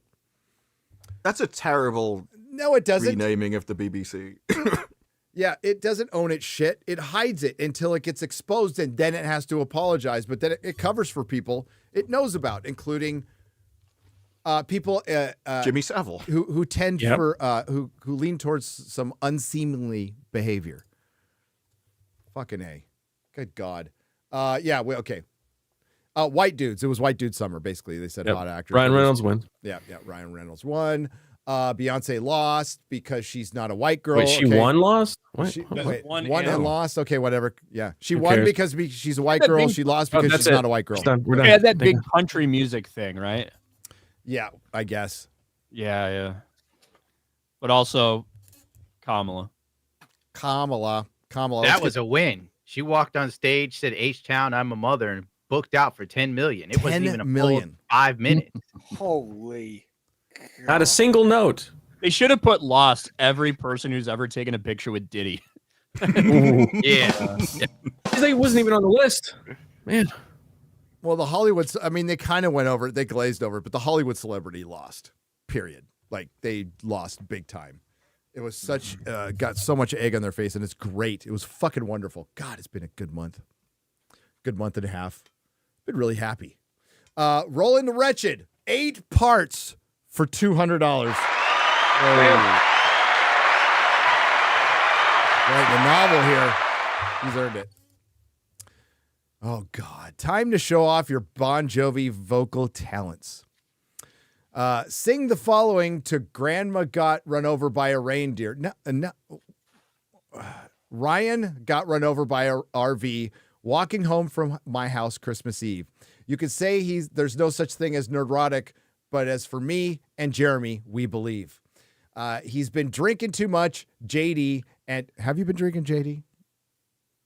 I've been doing a lot of bullet bourbon recently because my handle at Jack ran out. But yeah, I'll go back soon. I don't know what that is, but I'll just bullet bourbon. Yeah, it's not a suicide joke. It's the actual name of it. Yeah, yeah, there it is. Yeah, X-ray girl, right there. It's not bad. Yeah. Look at that. So too much JD, and we begged him not to go, but he forgot to release some videos, and he staggered out the door into the snow. When we found him Christmas morning at the scene of the attack, he was grilled. He had grilled marks on his forehead, and incriminating tires on his back. Ryan got run over by an RV walking home from our house Christmas Eve. You could say there's no such thing as Nerdrotic, but as for me and Jeremy, we believe. There's more. You ready? I'm ready. Probably not, but it's okay. Now we're all so proud of Jeremy. He's finally come out as being gay. See him there watching deepfakes, playing Nintendo and drinking wine coolers with his cousin Jay. It's not Christmas without Ryan. All the FNQers dressed in black, and we just can't help but wonder, should we watch the videos or send them back? Ryan got run over by an RV walking home from my house Christmas Eve. You could say there's no such thing as Nerdrotic. There isn't. But as for me and Jeremy, we believe. Which Jeremy, by the way? Is it Griggs or my former boss at the quartering who fired me, by the way? We believe now the goose is on the table and the pudding made of curd and the blue and silver candles that would just have matched a hair in Ryan's beard. That didn't rhyme very well, but that's okay. I've warned all my friends and neighbors, better watch out for yourself. They should never get a license to a blind man who drives an RV and plays with himself. Ryan got run over by a RV walking home from my house Christmas Eve. You could say there's no such thing as Santa, but as for me and Jeremy, we believe. Merry Christmas. Sorry this was chopped. And Jeremy had the gayest take on Christmas movies ever, which was what? What was his take? Lovely. Like, the one about like, oh, there can't be any like violence or there can't be any sexuality in a Christmas movie or whatever. Yeah, is that the one? Oh, they can't have tits in them. Jeremy's favorite Christmas movie, Bros. Yes, I agree. You can have tits in a Christmas movie. And violence. Yeah. And Lethal violence. Weapon. Right off the first scene. Yeah. You can have tits and violence together. You can have like a chick with her shirt off firing a gun. I can only assume he means because they're like Santa is for children, but everybody celebrates Christmas. So. Yeah, it's not even fucking worth digging into some of the arguments he's tried to make about it. They've all been like horrifically wrong. I think he has a point. Well, based on the takes you've had today, that's not fucking surprising. It also doesn't help his case. Did you watch the video I sent you? No, I haven't. Yeah, I fucking bet you knew it grew up in your face because I spat the facts out at you about Die Hard, and you didn't. We can go down the Die Hard trail again if you want. What? Why? We know the end. The end is about it. You made some claims that were false. I provided you the evidence that it was false, and you refused. No, your evidence is that you want to stay in denial. Having references to Christmas makes it a Christmas movie. I disagree. It needs to be Christmas has to be the core primary subject of the film, the primary plot. Where Die Hard, the primary plot is a guy fighting, terrorists at a Christmas party and bringing his saving. No. Going into my definition, it's completely consistent with it. Just because Christmas has many tangential elements in it doesn't make it a Christmas movie. That's not the primary plot of the film. But you were making the argument about Home Alone. So Home Alone isn't. And because that, I would say perhaps Home Alone isn't a Christmas movie then. Yeah, that's basically what you backed down on because you didn't want to admit. No, because my standard is that Christmas needs to be the primary subject plot of the film for it to be a Christmas movie. And if Home Alone doesn't have that, then it's not a Christmas movie. That's me being consistent with my standard. Yeah, So but Star Trek isn't a it's a sci-fi dumb series standard. because it just happens to be in space Look, rather than the main function. I of the plot. don't think just because something has tangential elements in it doesn't make it. I don't think The Hobbit is a musical because it has a song in it, right? And same with many other standards. I actually think most people hold that standard as well, right? It's That's, not tangential. It's the core. It's Exactly. all It's not of the main Die plot Hard. of the film. It's the theming of the entire movie. It's not the main It's plot of the film. Christmas. You could replace those things with another holiday or anything like that, and it's still fundamentally the same film. What is he saying? Die Hard isn't a Christmas film, It is not a Yes. Christmas film. Exactly.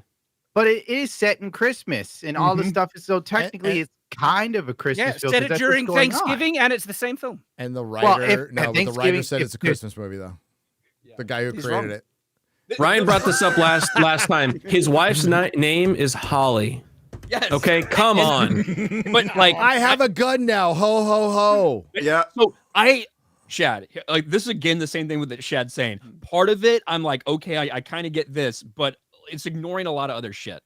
The impetus behind the movie, the reason why he's there is something that is, there's a lot of different Christmas movie and holiday movies, right, that have the same theme where it's about, people that have lost their way, families that are having problems, finding a way back together and reuniting for the holidays. That is that's the crux of it. That's the entire reason he's there. That's why he's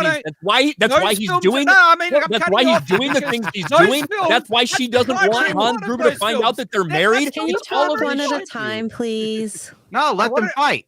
That's the primary plot of those films where it's someone coming back for their family for Christmas.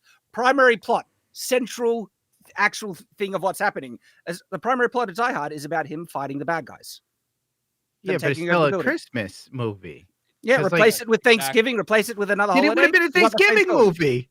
No, no, it wouldn't. But that's the thing. If you can replace it so easily. What if the Grinch just hated Easter? Oh, no, because the primary plot of the Grinch. No, I think it's a good example. I hate the eggs. Why do they always hide them from me? Christmas. What's the primary plot of Die Hard? Him trying to defeat bad guys that have taken a building. All right. You could protect his wife, which he's come back to for Christmas. Standard that I hold for defining any movie of any genre. I define it by its primary thing, even though it might have a musical number in it or it might have a love story. I don't think it's a rom-com just because an action film has a love story in it. Is Star Trek a science fiction series? You're on a Christmas episode of FNT, the point of which isn't Christmas, but there are people arguing and wearing hats, which makes it kind of like Christmas, right? It's a Christmas episode. No, this is a wizard hat. That's a mic drop right there. There you go. Yeah, I don't know what the fuck Shad's wearing, but you know what? So it's like Santa Mexican Claus Santa. and Jesus, if they were at that holiday party, they'd be fighting the fucking terrorists too. Yeah, they would. Yeah, they would.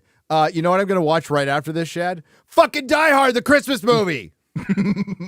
So I'm going to watch. Reality is perception, and sometimes, and the perception is Die Hard is a Christmas movie. And the reality. It's funny how that works. And it's not like this argument hasn't come up every year since James Die Hard Bond came out. James Bond movies, they're not romances, even though he romances a lot of women in their action films. No, it's romance. I'd say it's romance in a classical sense. Oh, come off. No one that's a rom-com just because it has a romance in it. That's not necessarily what romance is, because Tolkien would consider a lot of his book romantic. It's a romantic tone. Yeah. Christmas isn't a genre of film, right? You can have a romance Christmas movie. You can have a children's Christmas movie. You can have animated children's movies, right? You can have musical Christmas movies. So the idea that it's like it's an action movie, so it can't be. That's not the case. No, if it's about Christmas as the primary plot that's involved with the romance story or anything else, then yeah, they are Christmas movies. If it's the primary plot of Die Hard is not about Christmas. It's about him fighting the bad guys, the terrorists that take over the building. Miracle on 34th Street is the primary plot of that Christmas? Yeah, absolutely. Or is it just Santa? Santa is inherently tied to Christmas. You can't really separate them. Okay. I messed up the Santa screen. Hang on. I messed up the screen. I hit Control F again. Oh no. God damn it! Maybe if it was Santa defeating the terrorists, maybe then it'll be a Christmas movie. I figured out what I did. Why? I wanted to hit Control F on because this. it's Santa. He's inherently tied to Christmas. Control F on the whole That's thing. crazy. And I did it on There's the whole a thing. there's a million things that are inherently tied to Christmas that are in Die Hard. I'm moving on now. Not the primary plot. Move or on. the This character. is such a dumb argument. Coming from the person who's made the worst arguments on the fucking show. And I'll be entire right time on you've every been on single there. one. It's okay. I'm sure. You know, what'd you ask your wife? Could you fix that, Garrett? Sorry. My bad. Let me get in there. Get back in there while I read this, and you guys can just. That's what she said. From Bennett Talby for $10 says, Gary, that is the most hideous Christmas sweater I have ever seen. It's supposed to be. I could have worn one that's worse, but this is my Griswold one. I have a Pittsburgh Pirates Christmas shirt, less ugly than that. If Az is smart, he won't show up in that sweater in the view. Yeah, he's not going to show up. I wish he did, but how dare you insult my sweater? I'm also not convinced that it is a Christmas sweater because Christmas isn't the A plot. I can't see Santa. Oh, no, you're wrong. It is the primary focal point of the sweater. Therefore, it is a Christmas. Like my standard is holding up. No, it's just things related to Christmas, like the lights. Really? Because the primary thing, all I'm seeing there is Christmas. I don't see anything about Jesus in your hat, dude. So, Like the best part about the whole Die Hard argument is no one even brings up the fact that Die Hard 2 is also Christmas. yes. And like Lethal as if Weapon. there wasn't a fucking theme. Yeah. Is Die Hard 3 Christmas movie? Die Hard 3 is not. It's set in the middle of summer. That's why he's out there in a tank top with the did you N-word on his fucking back. The most memorable part of the film for Ryan. I don't know what you did, Ryan Gary. was so happy that you brought that up because he could bring up the N-word. He got so excited. Magnum, Honestly, my favorite part of that movie is when he tries to, Samuel Jackson tells him his name. Or no, he's like, what do you fucking say? He thinks his name's Jesus because he heard the guy, Hey Zeus. And when Samuel Jackson's like, no, my name ain't Jesus. Do I look Mexican to you? Hey Zeus, Greek god of lightning, shoving thunderbolts up your ass. That's my favorite. Yeah. It's a great movie. Magnum Norse for $100. Thank you. Thanks again, Rolling the Wretched. Jingle bells, jingle bells, jingle bells rock. Gary is blind and Jeremy sucks cock. Wow. That was a little more to the Catching strays. That was fucking great. Oh, Legalized Adulthood has gifted 40 Nerdrotic memberships for $200.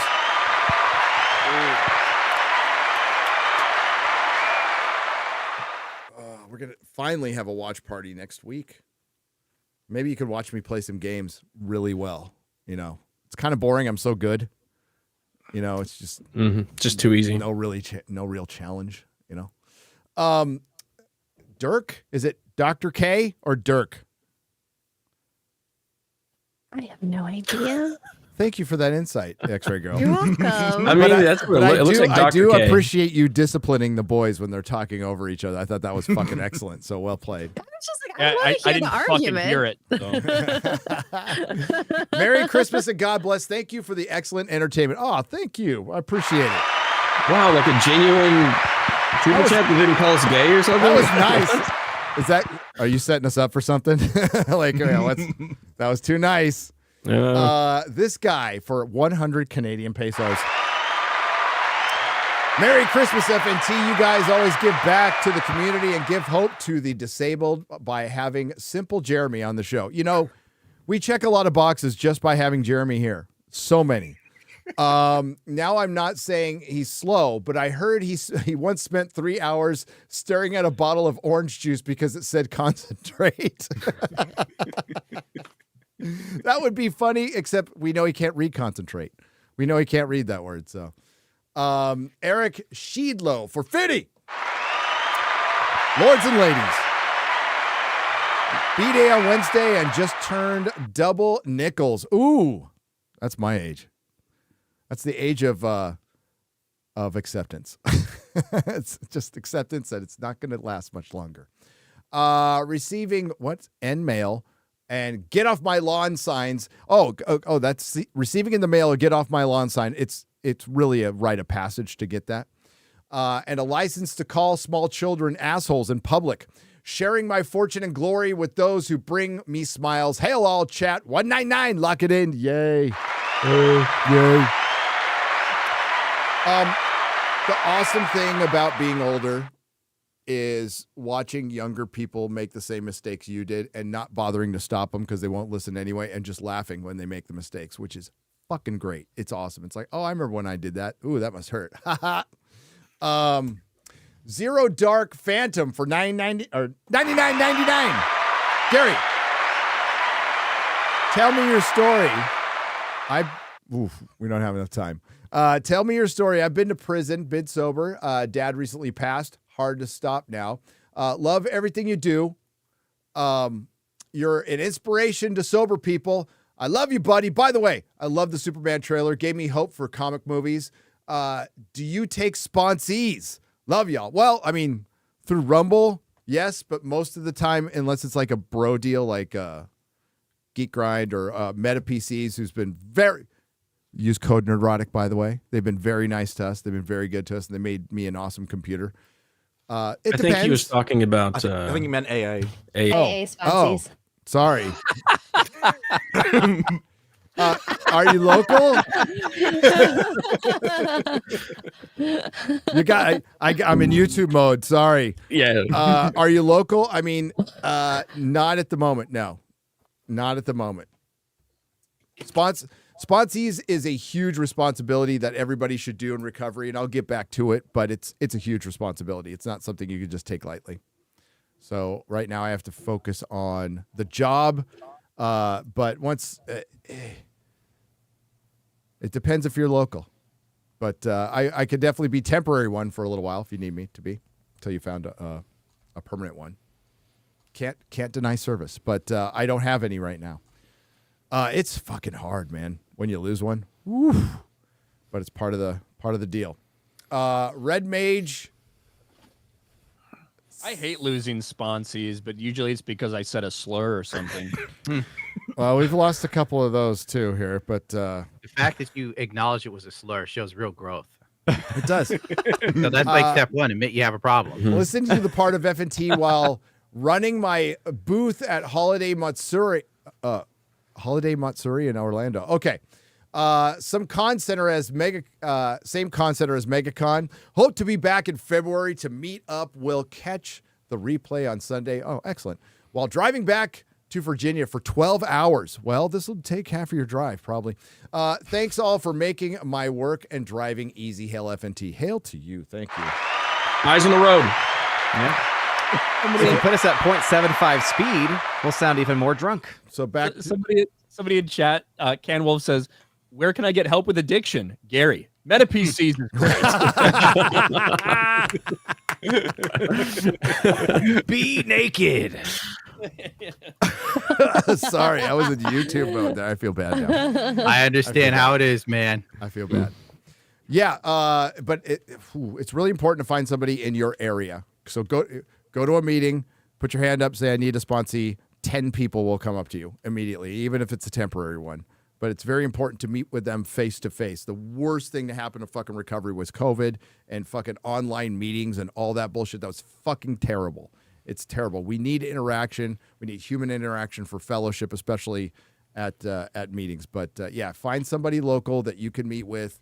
And if you're new, you're going to need to meet with them a lot, like a lot. They're going to probably make you do. I don't know how new you are, if you're in the 90 meetings in 90 days phase or not. But yeah, sponsor is really important, and it can't be half-assed.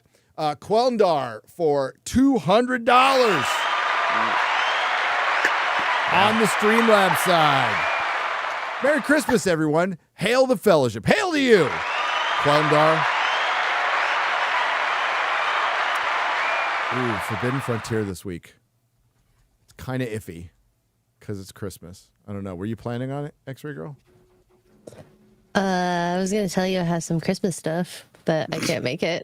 Oh, so then there's no Forbidden Frontier this Sunday. Sorry. Now you know. I got it. Now you know. I got some. Yeah, my kids are coming to town that day, so like we'll do a week from Sunday. Qualendar made me think of it. Oilers Workshop for $49.99. In the trailer, Crypto is James Gunn's Superman.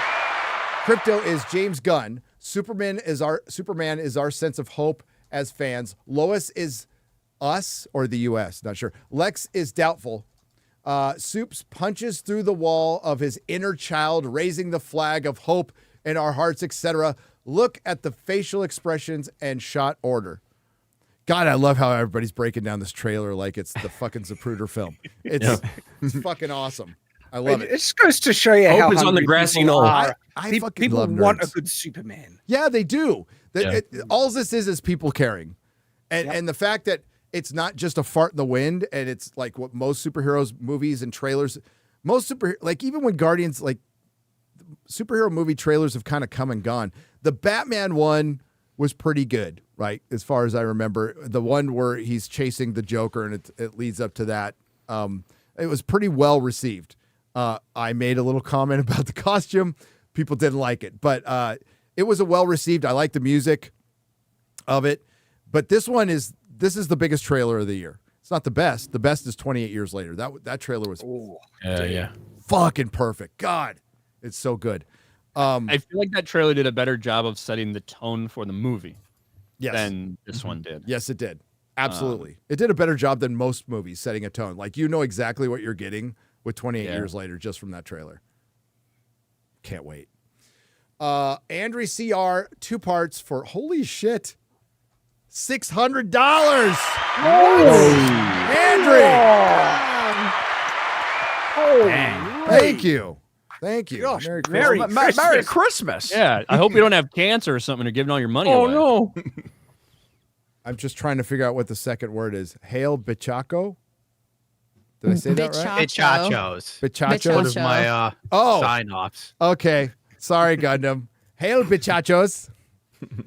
And Merry Christmas. Old man, give this to the myth, the legend, Perry Chan. Today, we remember the Kiwi Az, who died from an STD. It's really accurate, by the way. I don't know how you found out. Given to him by a very old, very blind, retarded internet boyfriend. Actually, no. Fuck that motherfucker. Yeah, exactly. Anyway, wanted to throw a nerd question about Superman. Given the fact that farting is one of life's pleasures, would Superman be able to fart and destroy Earth? Not Earth, but he can like knock down buildings with it for sure.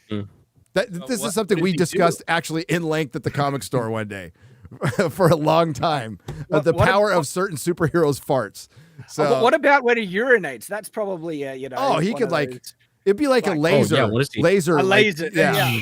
Because That there's was usually like water about jet cutters. Hancock when he's fucking that chick in the trailer and he has to come and it fucking shoots through the roof. Well, yeah. Okay. You ever seen? You ever know the Garth Ennis comic called The Pro? And it's about a superhero hooker, and she's fucking the version of Superman, and he comes and he fucking knocks a plane out of the sky. And it's so fucking, it's called The Pro. It's by Garth Ennis. I love it. But yeah. Oh my God, I can't go into the story now. Hancock had such a better script. It was one of the most sought after scripts in Hollywood for a long time. It was about a superhero who couldn't nut. That was what it was originally about. A superhero who couldn't nut. Instead, it turned into Will Smith chasing to try to hook up with a white chick just to run the other way as fast as possible. Which is probably sound advice. Yeah. I mean, I would tell that to any brother out there, but there you go. Yeah. They massively changed the script because I can't say how I know. I know the person who wrote it. So, Andre CR for $300. Continuing. Anyway. Oh, I didn't finish this, by the way. So farts, yes, we've discussed it. He can't destroy Earth with his farts, but he could definitely knock down a few buildings. That would be my guess. I say no because he's able to control his superpowers. Well, I don't know. Everybody's got a fart, though. So how does Superman do a silent but deadly? Because his would actually be deadly, right? Kryptonian farts are probably pretty bad. Well, that's I think a Sneeze would be more deadly. Superman breathes, right? Yes. Like all the time, but he's not always using his frost breath. Nope. But sometimes there are So you're bodily saying he has functions we incredible can't control of his control. sphincter. Like a Superman sneeze would that be that would be destructive? That would be my And there's He's no done ways that in the controlling comics that. before. He sneezed in the comics before. Smallville goes into it a little bit with his heat vision. So he which has to, like, develops when he activate- hits puberty, which is Dude, fun. that was great. That was a great episode when he's like hitting puberty and he's looking at the hot teacher and then his fucking heat vision comes the out. air That was conditioning's good. broken. Yeah. And so it's like everyone's sweating. So good.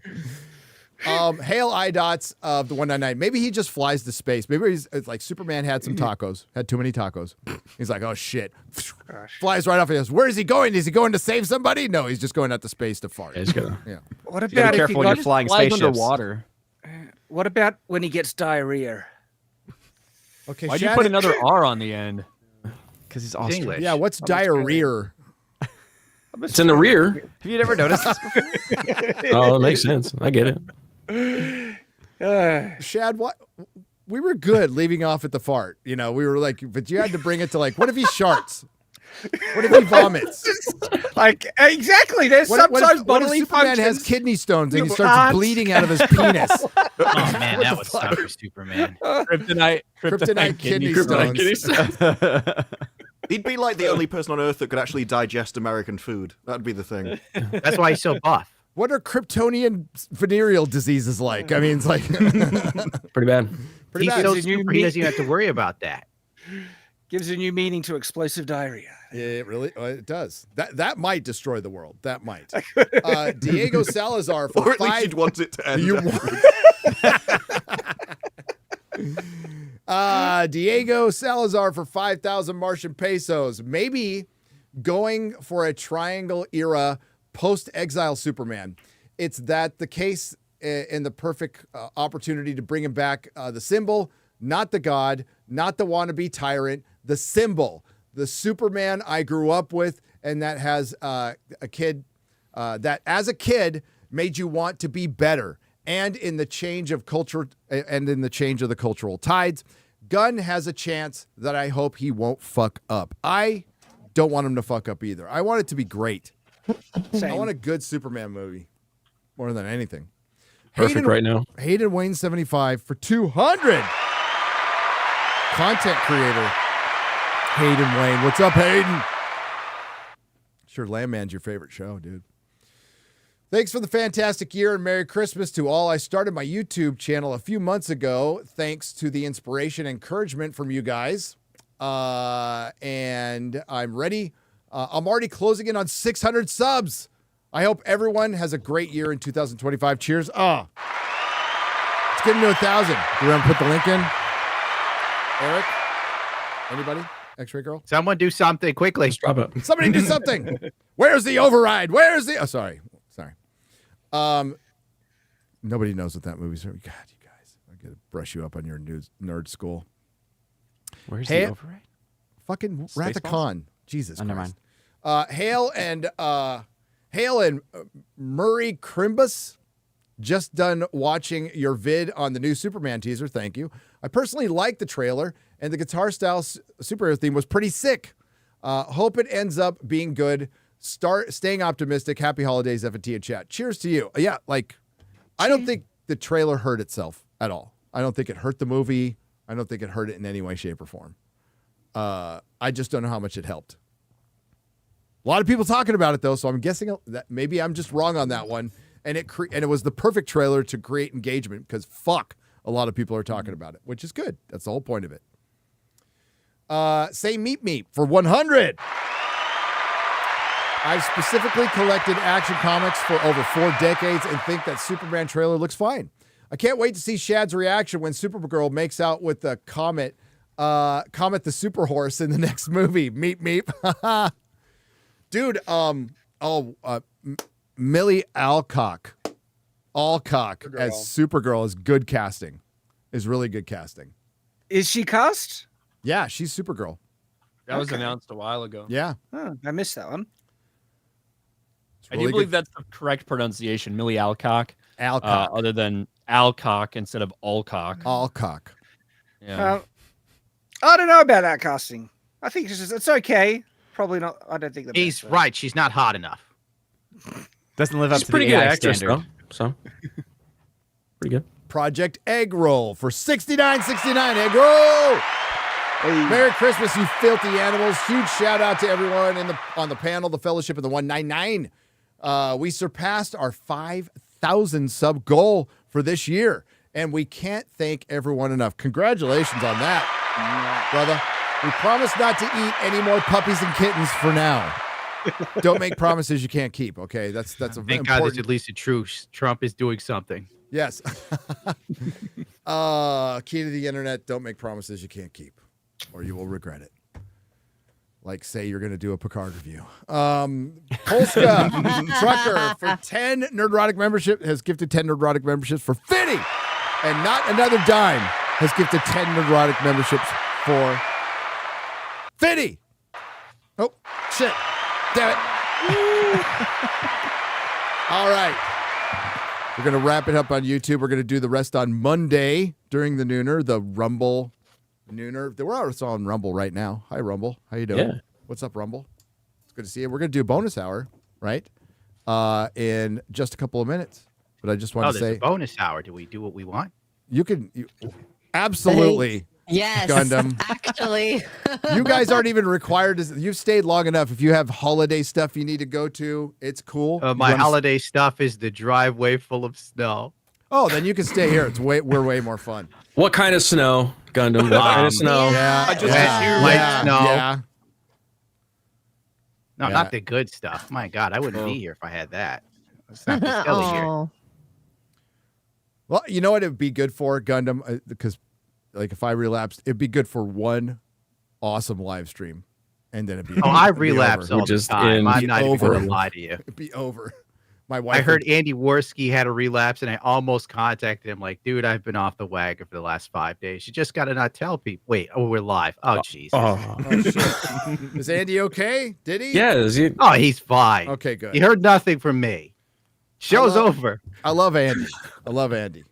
Well, dude, people relapse all the time. I relapsed all the fucking time. You just welcome people back. That's what you do. All right. Thanks to the Modrotics. Thanks to everyone who left super chat and donation. Thanks to all the lurkers out there on YouTube.